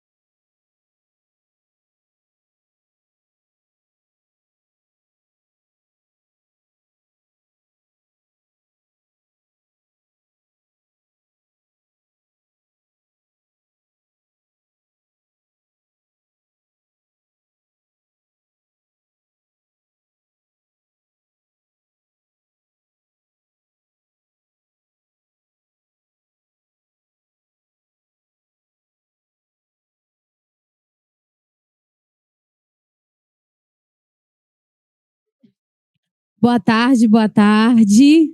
Vocês me ouvem? Muito bom. Eu sou Vitória Brown, sou a mestre de cerimônia aqui da Casa I am Victoria Brown, the MC for this session. We'll continue with our next activity now. E antes de eu começar a minha fala, eu vou fazer minha autodescrição rapidamente para que todos possam ver. Before I begin, I will describe myself. I am an African Amazonian woman with black hair. I am wearing a white dress, brown sandals. I have a tattoo on my arm, and I'm wearing a necklace. Eu disse a presença de todos que estão aqui e também as pessoas que estão acompanhando a gente pelo YouTube. Quero lembrar I'd like to thank everyone who is here connected with us and those watching us on YouTube as well. Please get your headsets. Nosso microfone, ele sai direto no fone de vocês. Massa, já está todo mundo colocando seu fone. Our presentations. Quero agradecer também as nossas intérpretes. I wanted to thank our Brazilian Sign Language interpreters, Sara and Aridne. Well, we're here in Belém do Pará launching the first edition of Casa Global, which is a space for political mobilization, production of knowledge, and collaboration for philanthropy with players in the global south. We are trying to impact the flows and resources and power dynamics, guaranteeing that local solutions are at the core of our global discussions for climate and nature. Casa Global is an initiative of Fundo del Sur and Rede Comoa. And we also have the Shift the Power movement with us and the network of community funds of the Amazon. E Sudeste Asiático. Estreando em plena COP30, various independent players in philanthropy in Latin America, Africa, and Asia. We are responding to the Brazilian presidency calling to have a global workforce, a cooperation between peoples, sectors, and territories to transform commitments into action. We assessed the 40 activities that were sent with representatives in Brazil, Asia, and Africa. And these activities have been recommended for our program this week and next week. Thank you to everyone who has been part in this endeavor. We would also like to thank our funding partners, Baobá, Grupo Volkswagen, Fundo Brasil, Fundo Casa, Socioambiental, Global Giving, Clima e Sociedade, Global Alliance for Green and Gender Action, Itaúsa, Prospera Social, Global Fund for Community Foundations, Global Green Grants Fund, Recording in progress. Ibirapitanga, Avina Foundation, ACP Institute, Sociedade, População e Natureza, and the Santana Institute. Today, we've had 2 sessions already. The first one about human rights and the second one with Baobá Fund. And they're available on our YouTube channel. Without further ado, we're going to start with our session now, financing for communities from local experiences in the Savannah and Pantanal with global impact. I'm going to turn it over to Isabel Figueiredo now. You may begin. You have the floor. Hello, good afternoon. I am Isabel Figueiredo, the coordinator of the Cerrado program at our institute, and this roundtable is going to be in articulation with Fundo Semilla in Bolivia, Fundo Emerger in Colombia, Fund in Mozambique, and ECOS in Brazil. So welcome everyone. We're very excited to be here to discuss where resources are not arriving and it should. This panel has the goal of debating the asymmetries in the flows and the solutions for the open ecosystems. Ecosystems that are not related to the forest, and many times they don't have access to resources. When we were preparing for today, we noticed that the patterns that we have here in Brazil are the same patterns that we observe in the other countries as well, in Colombia, in Bolivia, and in Mozambique. And we're talking about centralizing resources in the hands of larger organizations. Many times, such resources don't really get to the hands of the communities and indigenous peoples so that they can actually choose what to do and how to solve the issues that they deal with. And many times when that happens, it happens just to those who are connected with the forests. So it's very complicated to get all that to these environments. And we're talking about the savanna, we're talking about the Cerrado, Chiquitania, El Chaco, etc. So in this context, we're going to be discussing this problem and the possible solutions. Oh, and by the way, I forgot to describe myself. I am a white woman, short hair. I'm wearing a green shirt and a necklace and glasses. Well, I'm going to sit down and introduce my colleagues here so you can see who is here in this roundtable with me.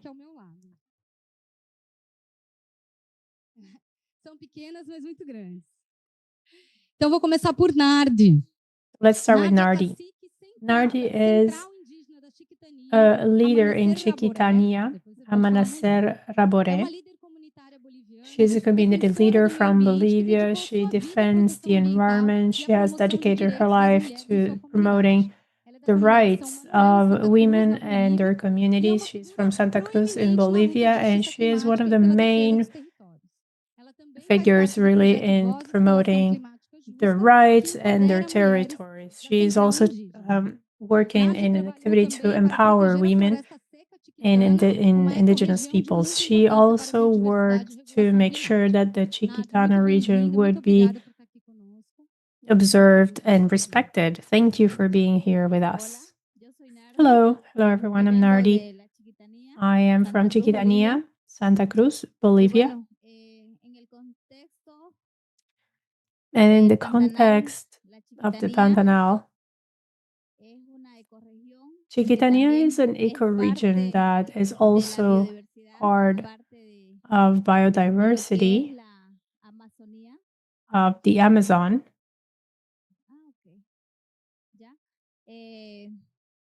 I am a leader of many different indigenous communities in Raboré, and we're here to learn from you, to exchange experiences. Thank you. Very nice. We also have Solia from Bolivia. We have here our representative from Tiquitos. She was telling us that she studied law, but not to be a lawyer. Actually, she wanted to serve our society, promoting the defense of our territories and rights and traditions. She is now a legal counselor as well for different regions in Chiquitania. It's a pleasure to have you here.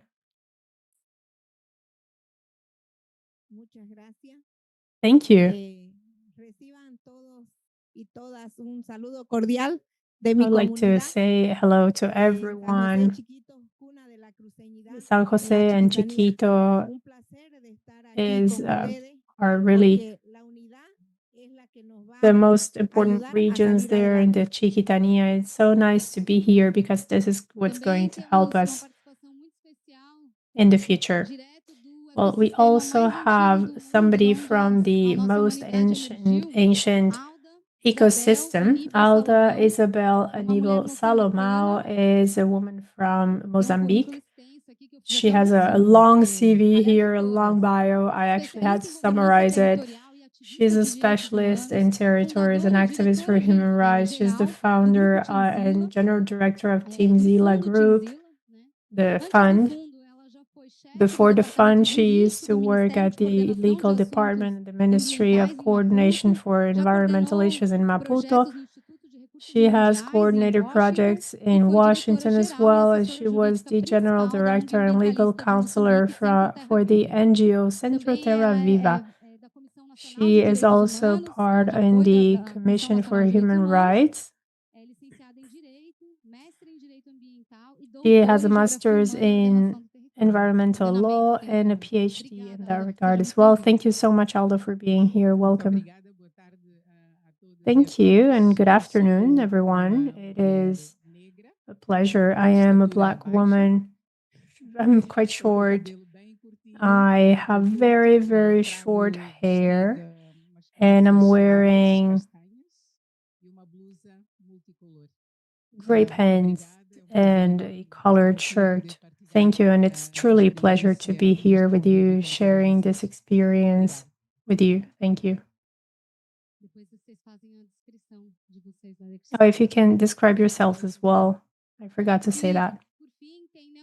And last but not least, we have Naltinha, an activist from the field. She is the coordinator of the Escola de Veredinha school in Minas Gerais. She has a degree from the University of Vales do Jequitinhonha. She has a master's in languages and culture. She's an artist. She is an activist. She does so many things. Welcome. Thank you. Thank you, Belle. It's a pleasure to be here. Good afternoon, everyone. I am Nautinha, and I'm a Black woman. I have curly hair. I'm also short. I'm wearing a necklace representing the craftsmanship from my region, and I love to smile. And that's it. Very well. Let's get started with the first few questions for you. I wanted to start with Alda, if that's fine. I think we can show the slides here on the screen. I'm going to ask the technician to show some of the images that we had prepared.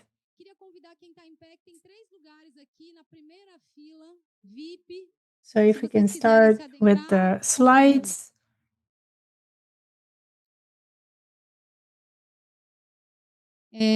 Bom, a gente vai a primeira rodada, então. Queria perguntar para as mulheres que estão aqui, né? First of all,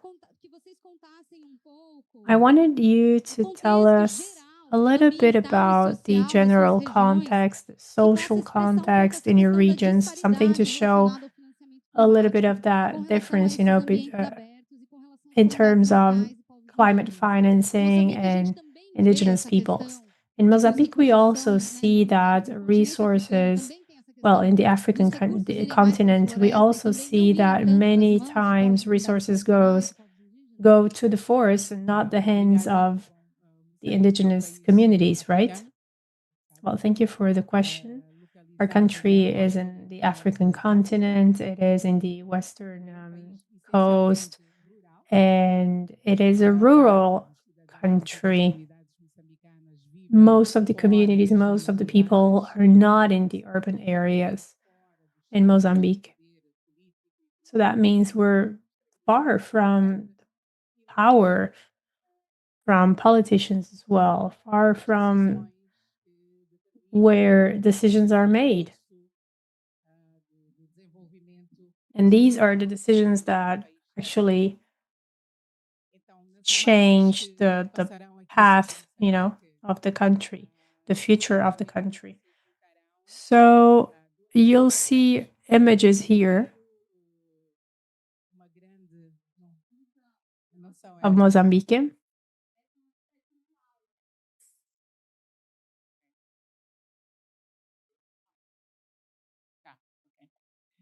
Mas então, acho que o primeiro aspecto que eu devo So I think the salientar first aspect I need to highlight is marginalization of most of the people in terms of power centers. So that means that this is not just about institutions, public institutions.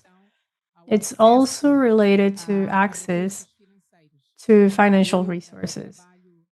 So I work with this elite organization. I am from Mozambique. I work with an NGO, civil society, and I am very urban. I mean,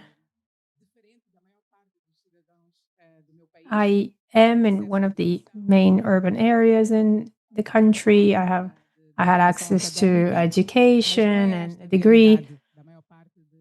But that's not the reality of most of the people in my country, as I said before. And in terms of accessing funding, well, these are the institutions in the civil society that have the power, that are in urban areas. They have access to education, they have access to many things.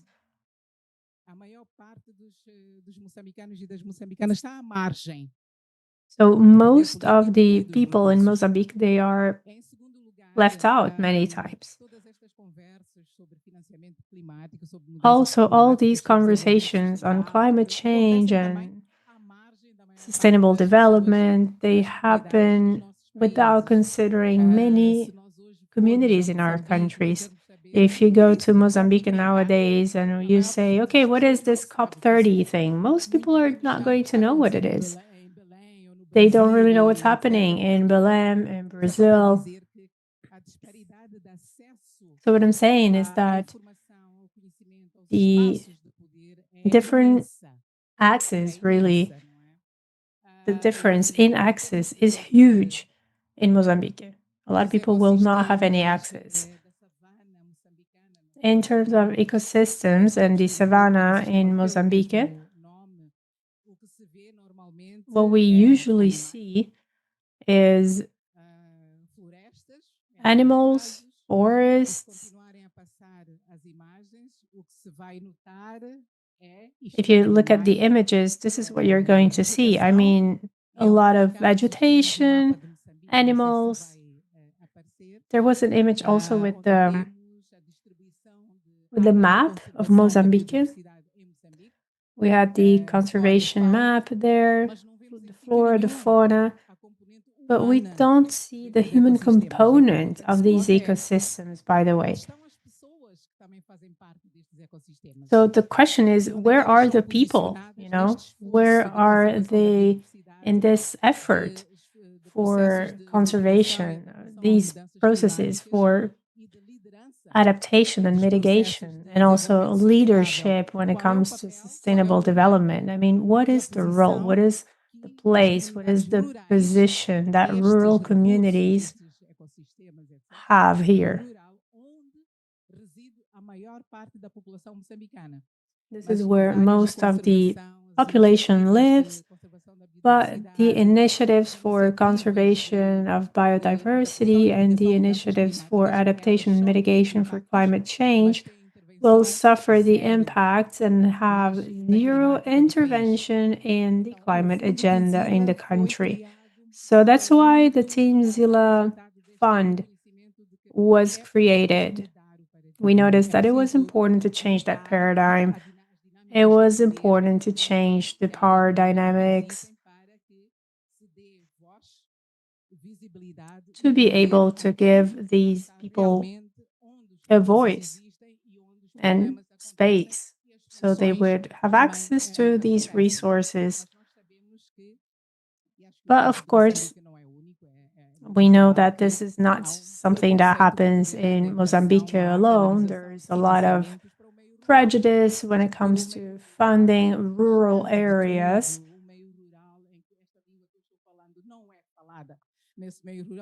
There is also a language barrier. I'm so happy, by the way, that I can speak Portuguese here in this during this roundtable, because usually I have to speak English.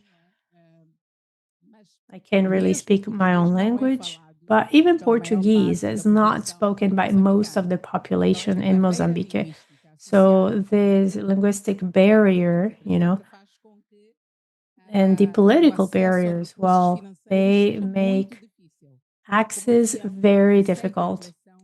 So as I was saying, there's a lot of prejudice in terms of resources for our rural communities, poor communities that do not speak Portuguese, that do not really know how to deal or navigate resources and finance and all that. So our fund came from that commitment where we assume that risk that is represented by this funding effort, because in many cases we have to recognize that it is difficult.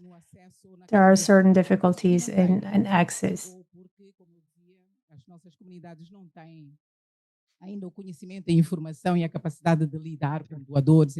I was saying, it's really hard for us. In this context, we have to ensure that this reality on the resources really to get there. This fund, the intermediary institution, there is a risk and ensures that the resources will get there, will get to really the front lines. And at the same time, to allow involvement, leadership, visibility, to create capacity at the same time as we undergo trainings, capacity building for us not to need to have a Mozilla fund in the community's source of resources. So those were the comments I would like to make now. Thank you. Thank you, Alda. Thank you very much. Destruction in our territories, indeed. But I wanted to start talking about the Vale do Jequitinhonha, the Cerrado biome, at the heart of Brazil, heart of the waters as well in Brazil.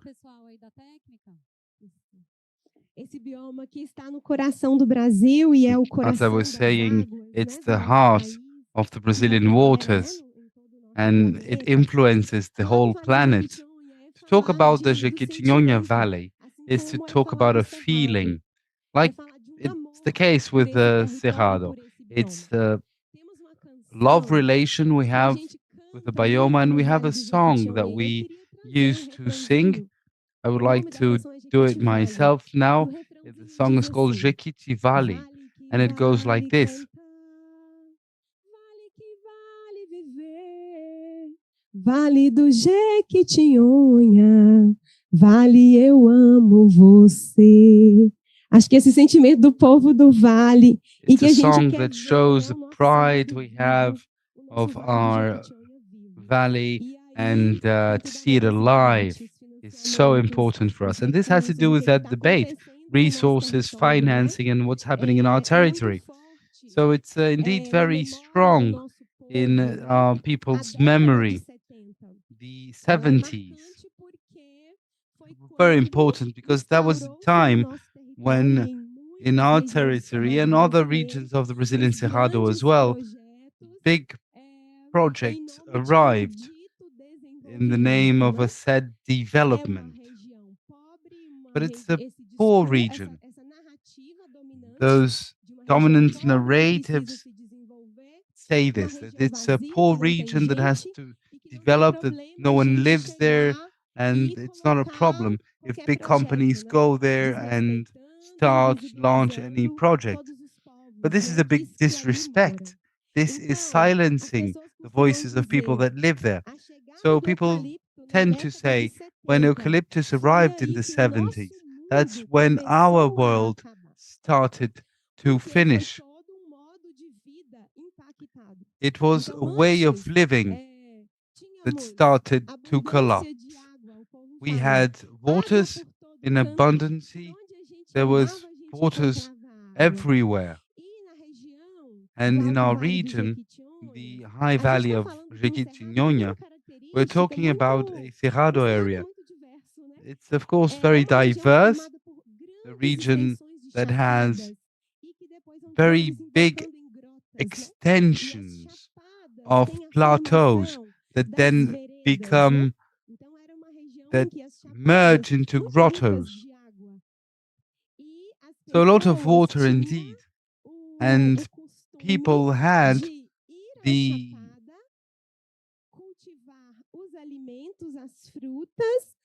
used to go, people used to fish,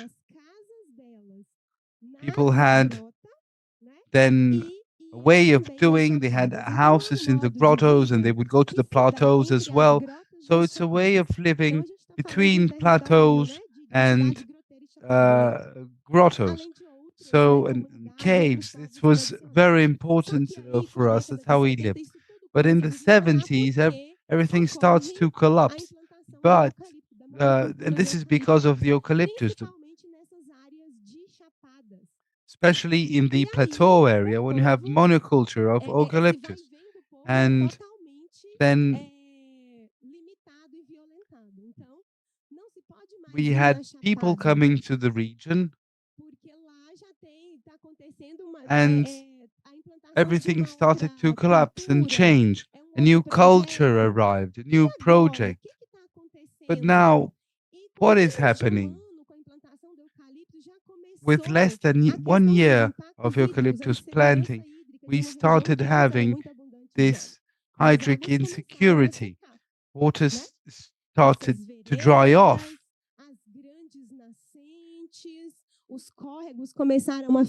We have indeed springs, and they started drying. Our paths started to disappear.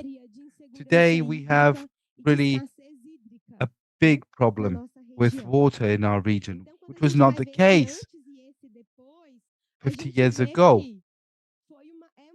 So it is a region where a project started of exploitation, and the region was impoverished. The region is indeed very rich, but how to face this capitalist project and world we're living now? People have a lot of diversity of culture. The Cerrado is very rich, I was saying. So it's a very rich territory. People used to live there in abundance. And all of that is silence, devalued, underprivileged for those big projects to be able to start working in that region. So there is a degradation of our soils, pollution of our waters, and when a monoculture is started, there is a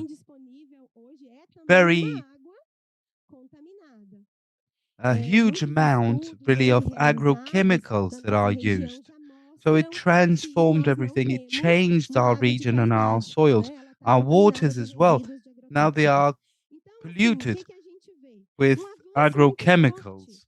And we see that mining and monoculture, this way of producing in the Cerrado as a whole, especially with the agro business, with mining, big mining projects, we are living the reality of monoculture in our region. But there are other big projects, all of them in that same perspective. So one sees that it's a lot of resource invested to destroy nature and to impoverish people. That's what we have been seeing, and as well in terms of struggles and communities. Thank you so much. Thank you so much for your words. Now, Chinia, in the same way that we see this in the Cerrado, those processes which are the inductors of degradation, In her region, it's eucalyptus, but it can be soy in other regions of mining as well. So it can be as well livestock farming. The Japanese government wanted as well to finance soy and all the research in the Cerrado area. So it's a hell of a degradation. Brazilians as well in this logic of soy exporting this means and way of doing to Bolivia, and that was a huge problem too. So Nardi, could you tell us how this reality is for you in your region? How are you facing this moment? First of all, I would like to describe, then auto description. I'm using a dress called tipoi. It's a typical dress of my region. I'm wearing a white dress, and our ancestors used to communicate in the past. This is what it represents in the Chiquitania. There are figurines that have been that are printed in my dress. Now, in terms of the problems we live, social problems, environment as well, we have in our region what we call the Chaco Pantanal of Chiquitania. And one of the threats we have, environmental threats, is the forest fires.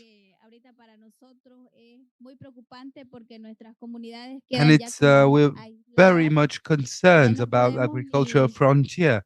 We became more and more isolated. We can't even get to the resources of then these regions that are so important for us, forests. And as well, there are new settlements as well that makes us, that puts us apart. Socially speaking, as indigenous people, we have the Chiquitano, the Ayoreo, the Warayo people, the Warayue people as well, that live in that territory. Our territory is smaller and smaller.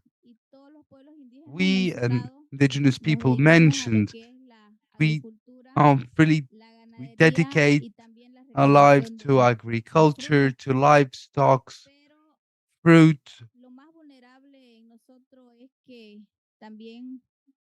But in terms of vulnerability, there's a lot of poverty as well.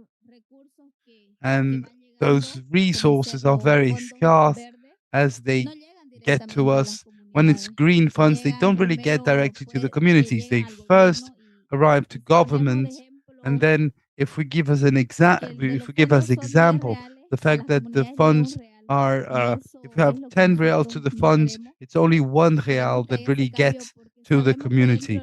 1 in 10 then. In our territory, we know our needs.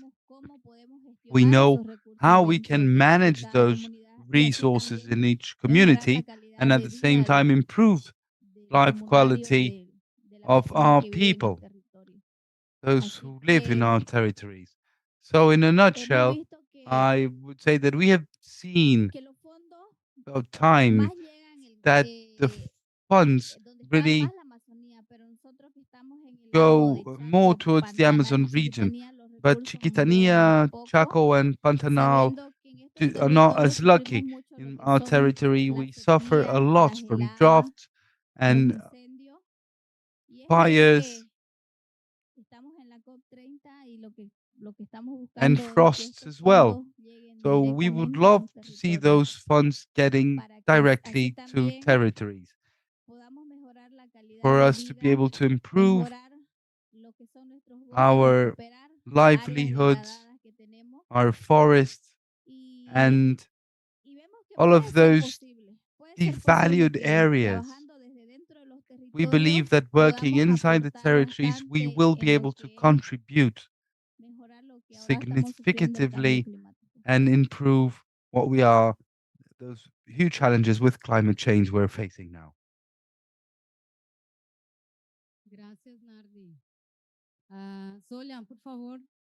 Thank you, Nardi. I'll pass the floor to Solia now. Bueno, la vestimenta que yo traigo me paré porque aquí está reflejado la. Good afternoon to you all.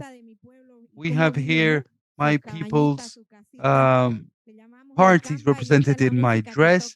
This is the Kamba.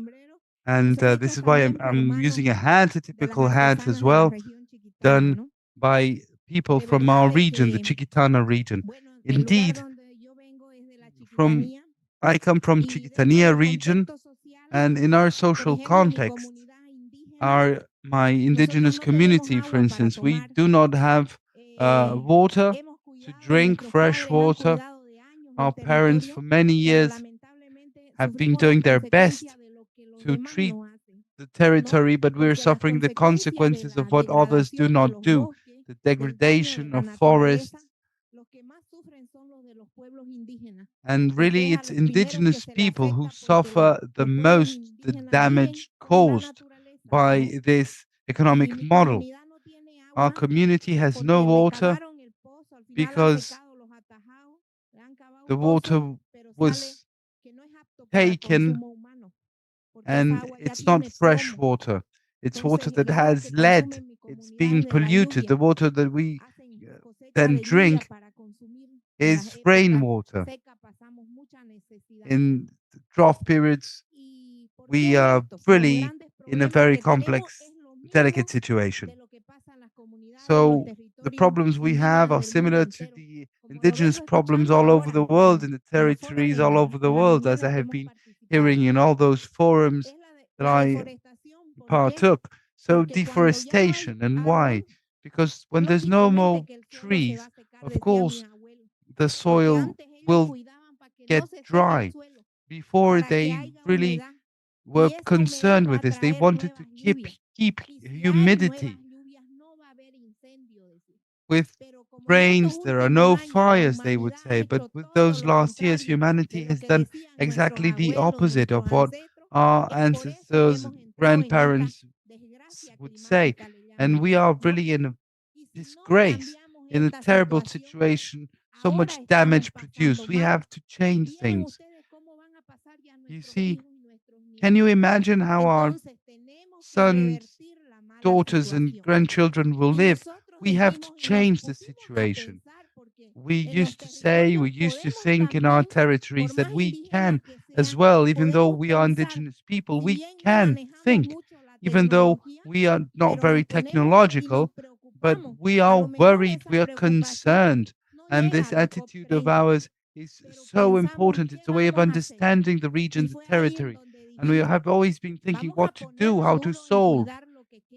Then we are really taking care of what we still have. It might not be much, but we really have to take care of it, because if in Brazil they're not taking care of what they have, and in Bolivia they don't do it, we will all end up dead. Our governors or governments are not taking care of us. So we started doing it ourselves, from the community and for the community.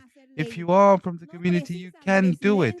You don't need a president, you don't need senators, deputies.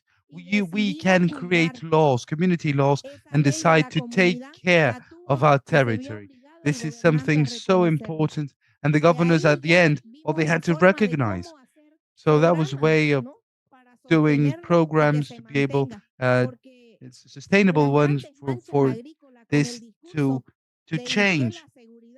The damage caused was so big, and there's food insecurity now. It wasn't the case before. Prices are so much more expensive. There is inflation. They have really deforested so much in the name of development, but it was just damage they caused. So we decided to take care of our territories ourselves. We want then to be sustainable. We want to treat and take care of our forests. Those laws are sacred, and they have to respect these laws as well. we have done then together with an initiative that we want an environmental education to exist. They talk to our children about environmental education, but just in a format, in a way that is not it's not connected with the territories. We want the green areas to be conserved. We want no one to touch it. We want our laws. We want a real forest of environmental education. We want kids to be there, to learn there, not to stay in schoolrooms. It's very different. We want to be connected to nature, understand the relation of humans to nature, and those will be the kids that will advocate for the forests. That's one of the alternatives we have for our children not to destroy as well. Maybe our parents didn't take so much care because we might have not destroyed, but we allowed them to destroy, to cause damage. So that's really what happened. Also presenting some alternatives to think about craftsmanship. We're making an effort to conserve what's green, and just like my community has conserved that in 1 year, it did everything that was legal without asking the president if they wanted that or not. We've done what's legal, what's social, and we have this lung, I would say. This is serving the population, the country, the entire world. And just like my people has done that, all the others have to do the same, you know? And these are going to be sustainable. And this was with the help of the foundation that helped us, just like Fundo Semilla. They were really a torch in amidst all that darkness. We have no more green areas around anymore. And if we were to ask the government, of course, they were going to make it productive. So this is how we're doing this in our community. It's complicated. I did study law because nobody wanted to defend us. And then I thought, okay, that's going to be the way. I am going to study and we're going to defend ourselves. I had to fall down, but I stood up again. We're just like nature. Nature has the same power as women. We are afraid, we get tired, but then we stand up again and we try again. If we can find a way to do things, we try different alternatives. We need solutions, we need something concrete. We don't just want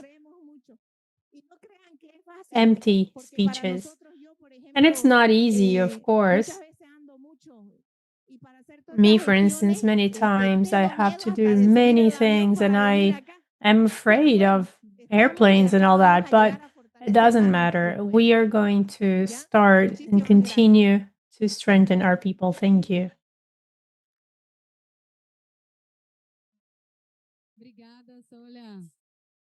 Thank you.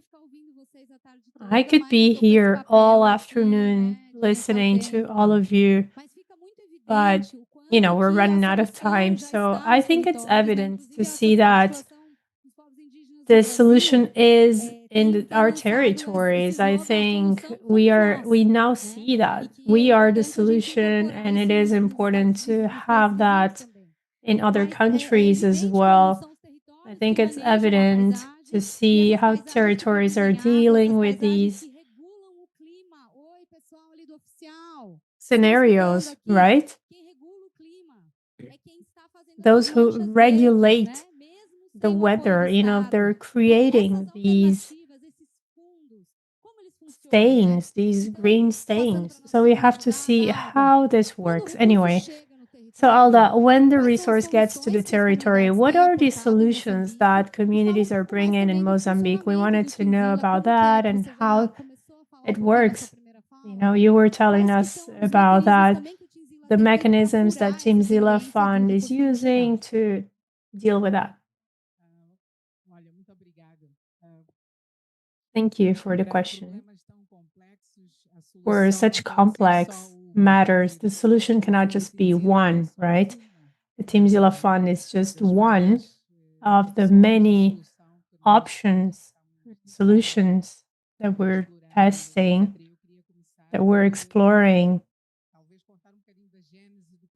So I can maybe tell you a little bit of the fund per se. The fund is a consequence of our work, all the work that was done by civil society institutions, some of them also. I take part in some of them as well. And considering the context in Mozambique, as I mentioned before, we have to see what the reality is in our country and what kind of solutions are offered so they can be effective. Because it's not just about thinking about financial resources, it's also about putting these communities at the core, the center of everything. When it comes to citizens and communities, we want them to feel like they are legitimate actors, legitimate players. We want them to have a voice, to have power. So it was important to build all that. And the first interventions that we had and that we continue now has to do with this awareness. It's important to recognize citizenship and recognize rights and responsibilities of being citizens. So first of all, we have to think about the legal context in which we act. I mean, what are the rights for citizens, for communities? What are the obligations? So this effort of, preparing communities would be the first intervention. We're talking about literacy, first of all, because a lot of people are illiterate. So bringing them to the world thanks to literacy is important. Financial literacy as well, we need to build that so that our dialogue with these groups is more balanced. A citizen like me cannot be superior to a rural worker just because that person didn't have access to education. Even though it is essential to go to school, but they didn't have access to that. So when it comes to the rights, that's part of the solution. The second part of it is that in the context of rural areas occupied by the society in a very progressist scenario in theory, but which in practical terms is confronted with great private and public investments, mining projects, other exploitation activities in the woods,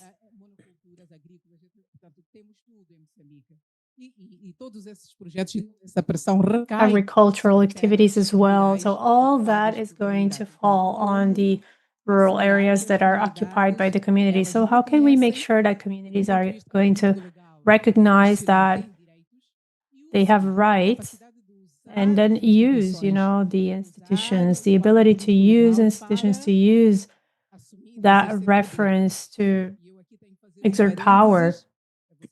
And here I have to open a parenthesis. You know that we also have to think about communism, socialism, and how they centralize power in a way. Participation and inclusion are not necessarily the most visible aspects or most dominant aspects.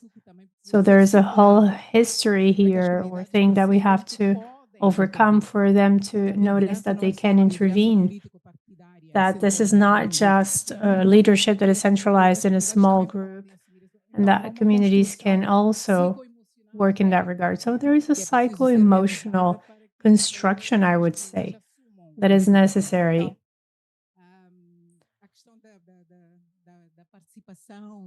So it's about participation, it's about dealing with that pressure.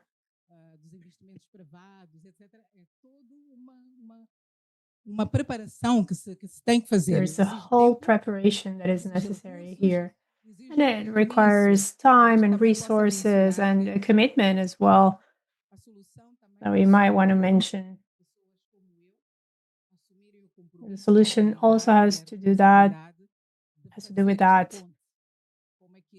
We have to build that bridge and share knowledge and share that influence and break these barriers, that exist.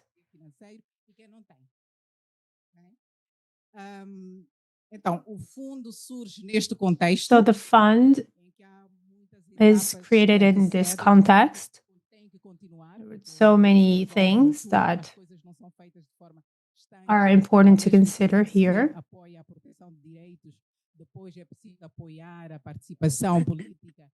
We have the political participation as well. We have negotiations with investors, with the government. We have to open doors to financing activities. So there are many dimensions. And when the resources are finally there in the territories, when they have been through all these things, there's a whole cultural reality, political reality that also needs to be dealt with. I mean, how these communities that are receiving the resources will have that impact. So how do they see themselves as leaders in this movement? How can we make sure that the problems that we have in other levels are not replicated, So it's a combination.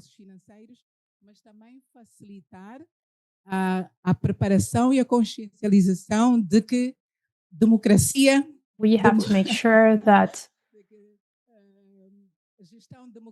we'll have democracy, participation, inclusion, community leadership. Everyone should be involved. I think it's complicated, but it's important to see all that. So I wanted to demystify, let's just say, all that and say it's not easy. It's not easy to do that. And the solution is to deal with such barriers and difficulties and try to keep leaders in the community. Because there's this trend where we say, well, it's easier, it's going to be more effective. So how can we control that, right? Because our ego, our protagonism also has to be controlled.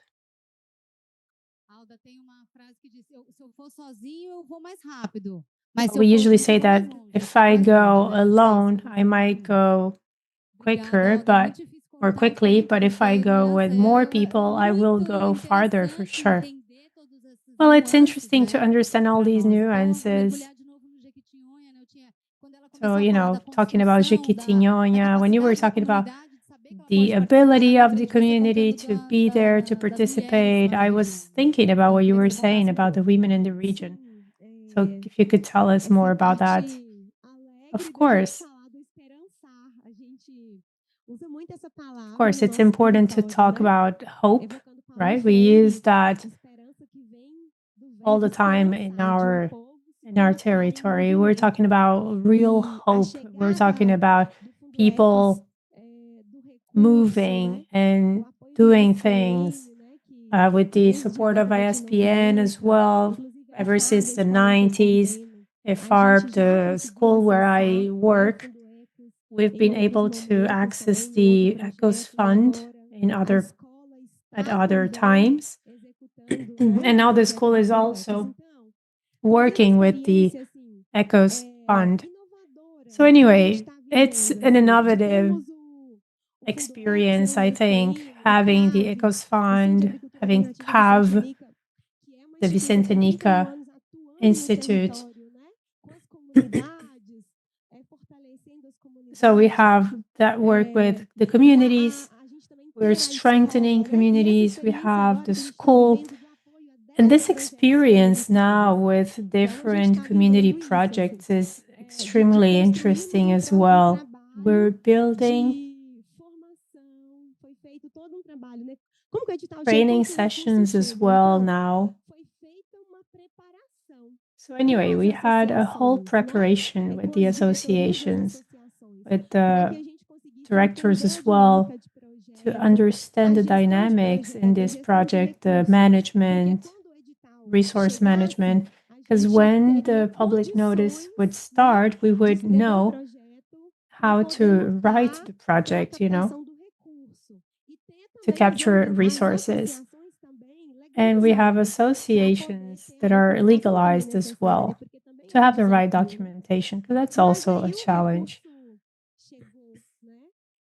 But anyway, we got the resource, and nowadays, talking about what we do with young people, with women, is extremely important in our fund. So that protagonism of women, that engagement, had also an interesting strategy. And it starts with demands. These projects, they're built with the protagonism of communities, because those taking care of the place is really the communities.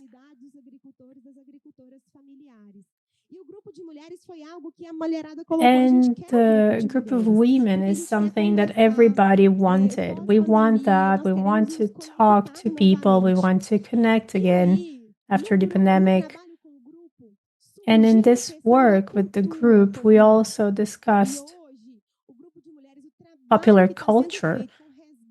So what is being done nowadays is trying to rescue the traditional knowledge. We want women to be protagonists. We think this is very useful for cultural engagement and also as a strategy to deal with sexist structures. So women are engaging now, and culture is really the connection for all that. So what's going to make these women get a hold of that? Well, it's popular culture. That's what we learned.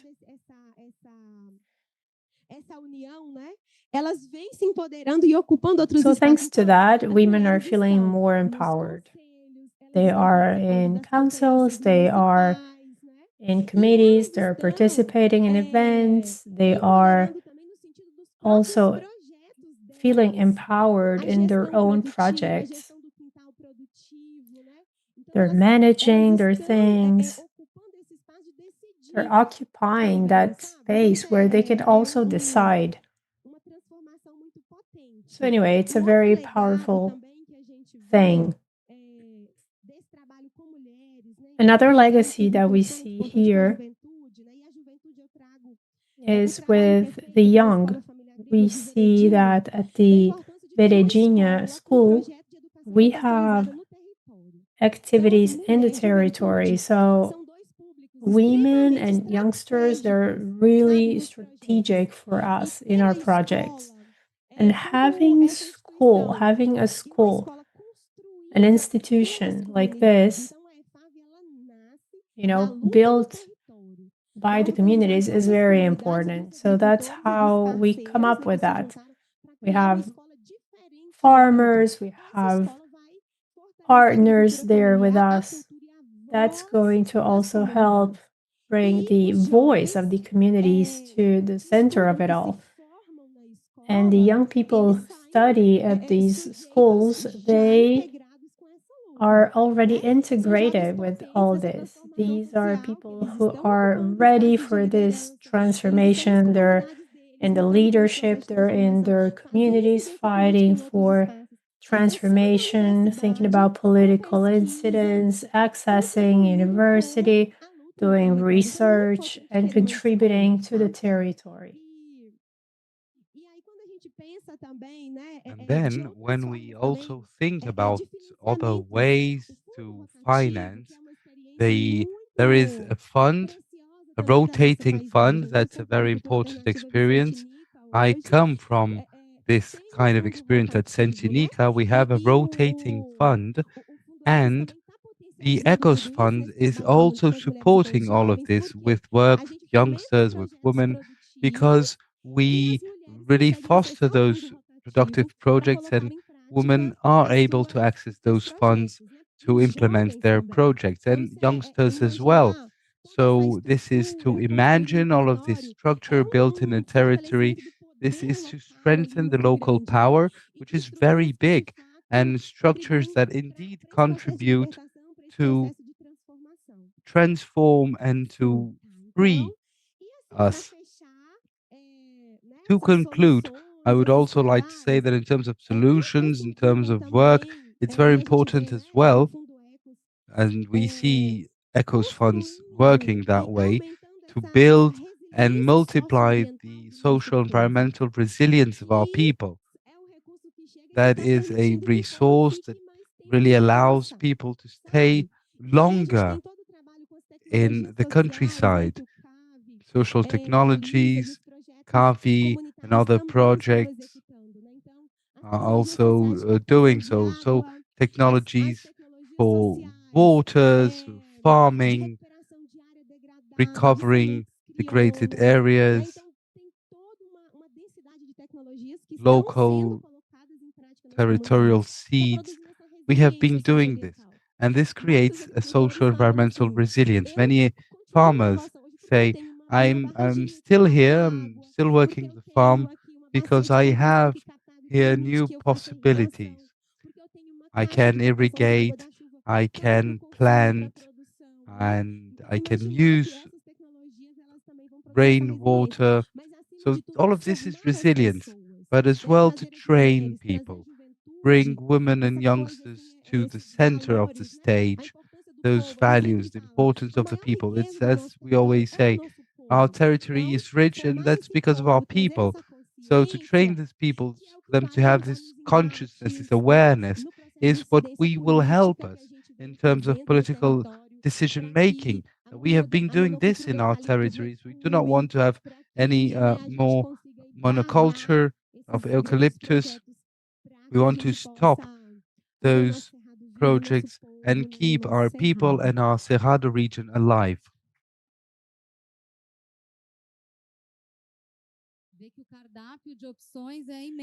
Thank you so much. We see that there are many possible solutions, and it's very important to see the funds understanding that it's not about just supporting climate. It's not only about environmental and agroforestry that has to be recovered, but to train people notions of law and rights, legal frameworks. So we have to have that sensibility and understand it's not obvious, of course, and bet that the way of doing things follow a strategy. So in some places it's about culture, then it's about training and other aspects. So it's indeed very complex. Unfortunately, our time is getting to an end. I still want to have a couple of interventions for the public, for Q&As, but we still want to hear as well about Chiquitana, Chaco region, and how is it you work over there. I believe that for us women, we have very few resources, and we can do wonders with very little resources. So to talk a little bit about the experience with the Semilia funds, we have had solutions, nature-based solutions, and we think that from a small project, we come from indigenous communities. We had never really had the opportunity to work, to establish a project, but we wanted to be part of those called for proposals. So that's what we've been doing the last 2 years, nature-based solutions, and indeed to restore degraded areas,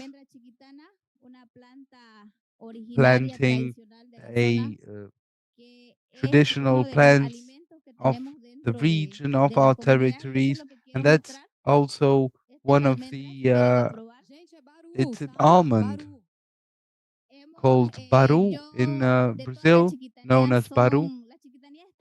The Chiquitania is huge indeed, and we are in the municipality of Rurore, 16 communities. I'm the leader, and among them, 10 have almond plantations. We have more than 50 hectares planted, and we transform this in agroforest system.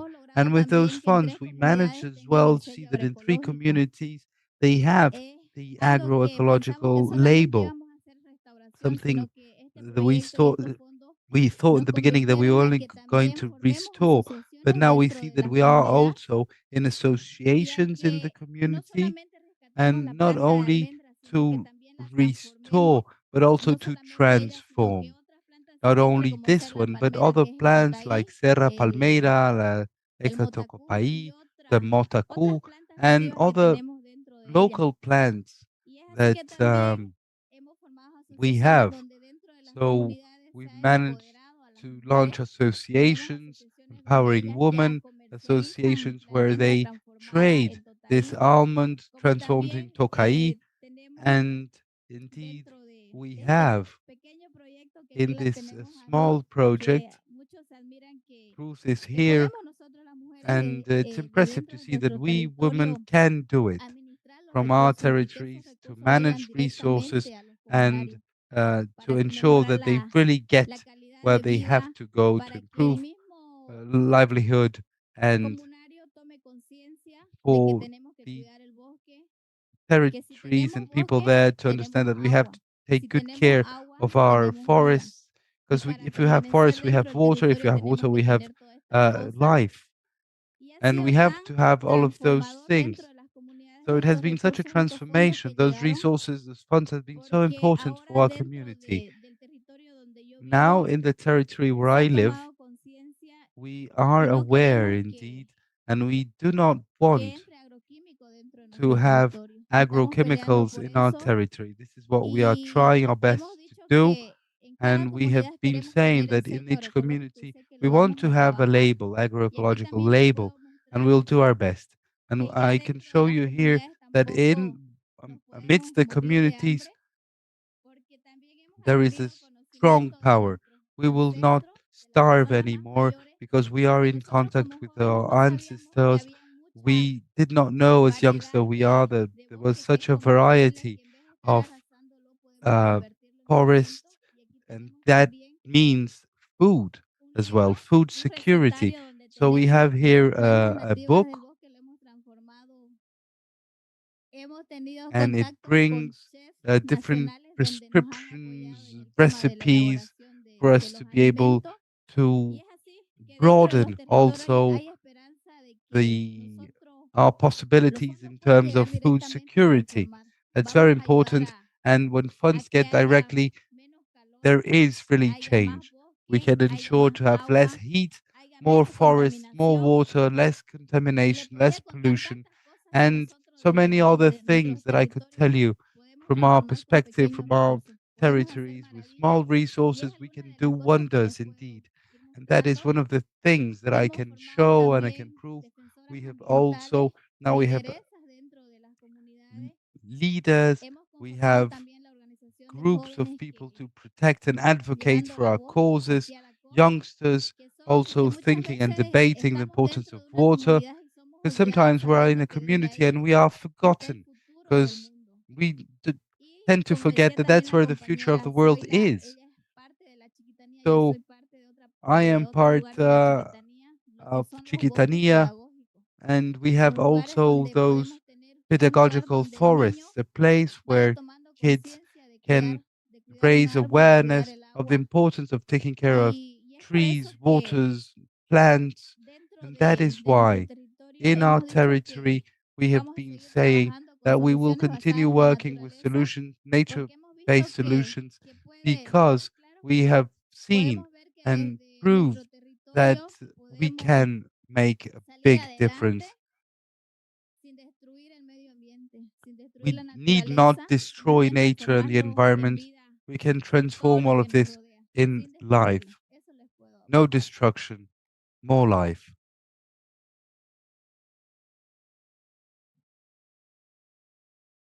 Bien, bueno, tal como escuchar a las otras compañeras, nosotros más directo Indeed, cuando escuchamos la palabra, when we hear you all speaking and when we hear about ISBN, nature-based solutions, that is amazing. We need to have this ability to reinvent. When we face all the problems we have, to find solutions that come from the forest itself. And as I was saying before, in the community, we have done a lot. We have done a lot for those forests to be sustainable, and we have to prove to our authorities that we are not mistaken. We have a common good. So that's what we did. We proved that to them. We can produce, and that's how we do. We have honey. We have honey called miel de señorita. It's consumed by people from the countryside, but also in the big cities. We are using fruits. We are doing as well ice cream from totai fruit. Even though it might not be consumed in our community, there's no energy, electric energy. But the tokai fruit is very important, and it's a way of reactivating the community in a nature-based solution. The oils of totaias are also used as natural medicine. We are projecting to make trainings to elaborate natural medicine coming from the forest. Indeed, our forest is a conservation area. There is great diversity of natural medicine. And during the COVID pandemic, only one person died because this natural medicine is very good, great results like the other Western modern medicine. So we have proven that there are secrets that come from the rainforests and that are really helpful to improve our health. We won't be able to do things alone, so we have to be united. We need alliances. Those institutions strengthen us indeed. We won't be able to do things by our own. We thank the media funds very much. We have now much more possibilities, projects that have been executed already, and we would like to continue that path, improving our situation. We will then see that if things doesn't work in a certain manner, we will find a way out. For us, the world is not only Bolivia. So, of course, we will get together. Bolivians, Brazilians, Chileans, Peruvians, we have to do that. When one country takes good care of its nature, it's very good for the other countries as well. And our problems are problems that will be problems for the others too. So thank you so much for the opportunity of being here today. Eu pesquisei aqui que o totaí é a nossa macaúba, ou bocaiúva também no Mato Grosso do Sul. Totai in Spanish is the equivalent of bocaiúva here in Brazil. We have still a couple of minutes. We'll pass the floor, session of Q&As. I see that we have 2 questions. I'll pass you the mic. Please introduce yourselves before asking your question. Good afternoon. Amazing to hear you all. Thank you so much. So inspiring. I am Giovanna. I am a youngster from the southeast São Paulo, from a settlement, and I live in a region transition region, strategic one, different biomes, and we suffer a lot as well with pine trees and soy plantations. Settlers plant a lot of soy, and we know that it's very attractive, of course, in terms of tax deductions and that they have. But we have been suffering a lot with this. Settlers have been in a big problem. So insurances are not covering everything. And it has been a big problem for us as well. So we see the agroecological transition as a path. It's an old settlement, more than 40 years. We have many projects with universities and co-ops, very structured one. And indeed, I think with you all in terms of financing, how much with those structured co-ops, more than 30 years, like Coplantas, a woman co-op, woman that looked for financial autonomy, producing phytotherapeutic medicine, and they are still suffering a lot. It's very hard for resources to get there. And there is a very hard still in that path of ours.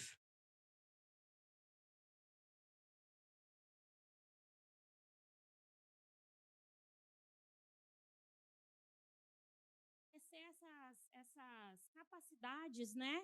E para chegar nesse recurso também, porque existe esse caminho, né?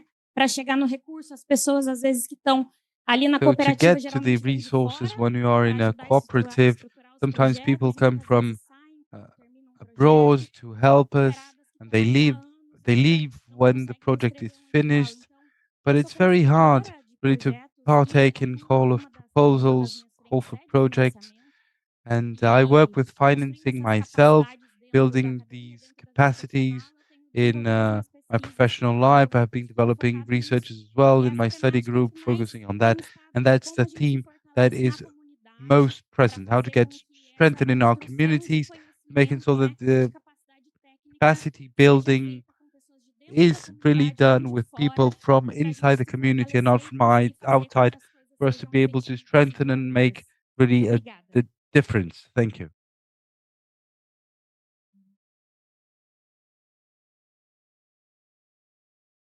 Então, parte da minha... Oi. Eu sou do norte de Minas Gerais. I come from the north of the state of Minas Gerais. I really enjoyed what you said. I come from a traditional community, Geraizeira, and we suffer exactly from water problems. I'm a community leader, and I work with native seeds, and we tend to say that we are planting water thanks to those seeds. It's very hard for us to access those funds, exactly because of what has been said, not being able to structure properly the problems with a call for proposals for projects. It's very hard for us to put that in a written manner. So there are many great things being done. We can do restoration of our territory with women and youngsters being really in the center of the state, thanks to networks like the Redario. They support us to sell the seeds, to build what we need, and this chain of production. So it's not really a question, but I wanted to thank so much the opportunity of being here, hearing your voices, exchanging, getting to know such a world. Your problems are our problems as well. So it was great to hear you all, very empowering, very inspiring as well. I feel represented. Pessoal, acho que eu vou passar para elas aqui, a não ser que tenha alguém muito desesperado. Tem desesperado? Venha, desesperada. Do we have any other questions? Boa tarde a todos. Hi, good afternoon. I am Lilian Loy. I am the coordinator of Women in Sao Paulo and Rio de Janeiro in our activities. I have to say this is an honor. It's great to listen to all of you. I can really relate to what you're saying. We're talking about different countries, but the same problems in the end. We're in the Cerrado, and we're dealing with very similar situations. I usually say that the Amazon is the heart of the world and Brazil, but we have other biomes that need to be considered as well. So I can relate to what you were saying. I think women are really a force of nature, and we have the youth with us as well. And the youth is the future. As leaders, as a woman, as a mom, as a grandmother, we all have something to transmit, to these people. And I'm very happy. I'm very happy to say that it's great to come here and see that we're not alone and there are solutions for these things that are so difficult. So thank you all for your comments. Thank you. Thank you so much. Ainda bem, né, que ela tá desesperada. Ó, gente, agora cada uma vai ter... Eu vou roubar 1 minuto, viu, Bel?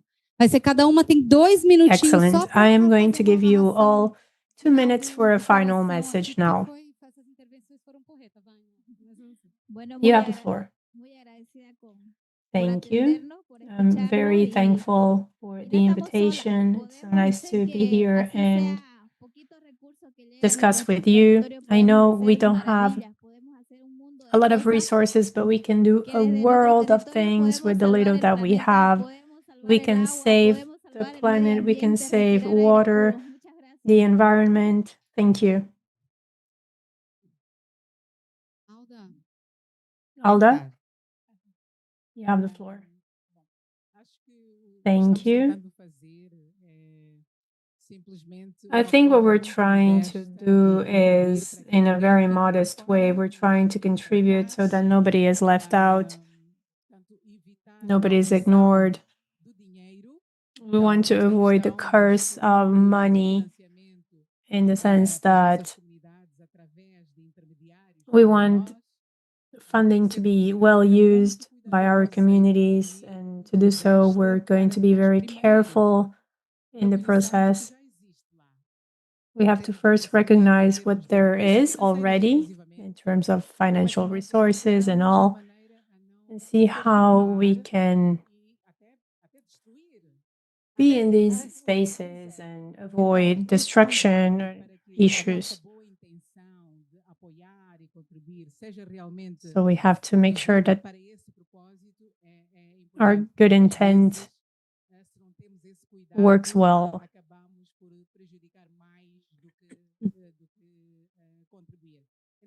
Otherwise, we can cause more damage than contribution. So it's important to recognize that, see that there are so many resources locally, and we're just, one more component to help.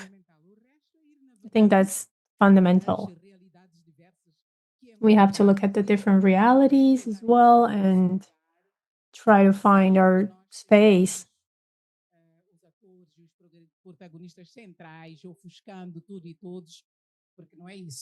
We're not going to be the main protagonist. That's not what we're trying to do here. Excellent, Alda. Thank you. Well, it's all about reinforcing community, isn't it? We don't have just one response for everything. Every community will have their own rules and needs. I've been also thinking about that in my work with women. What is going to really connect us? What is going to make us feel like we belong? So when it comes to culture, when it comes to understanding what we need and how deep these things are in our way of living, you know, that's the force that we need. We need to understand who we are, what our identity is, work with women, communities, the youth. That's what we've been doing in our communities. We've been trying to listen, to understand, and see where we have to go, and they're with us. So the final message is, you know, there's this song that says that everything is interconnected, right? As if we were just one.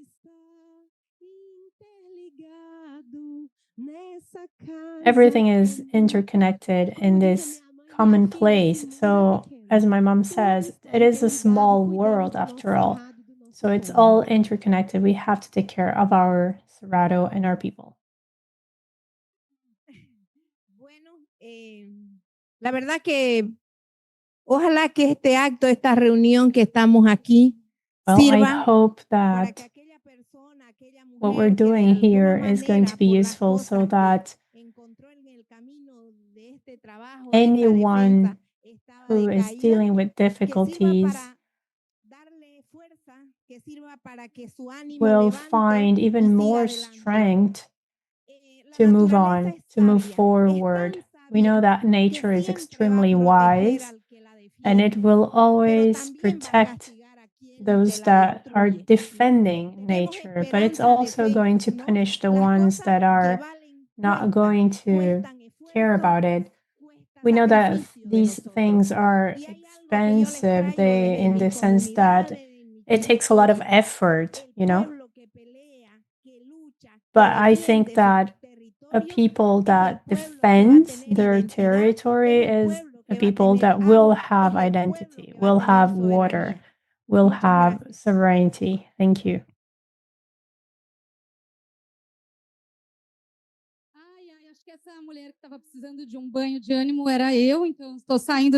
Well, I have to say I am extremely inspired by everything that you've said. I really wanted to thank everyone for coming. I hope you're also inspired. I thank you. All know that this, you know, the struggle continues. Thank you so much. You're really inspiring us. I wanted to thank Casa Global. I wanted to thank Rede Comua, Aliança. And let me turn it over to our MC now, Victoria.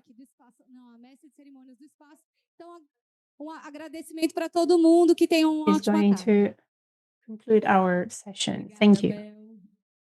Thank you, Belle. Thank you to all of the speakers. Thank you to everyone who came here and who connected here with us. We are wrapping up, but we still have a few days ahead of us next week.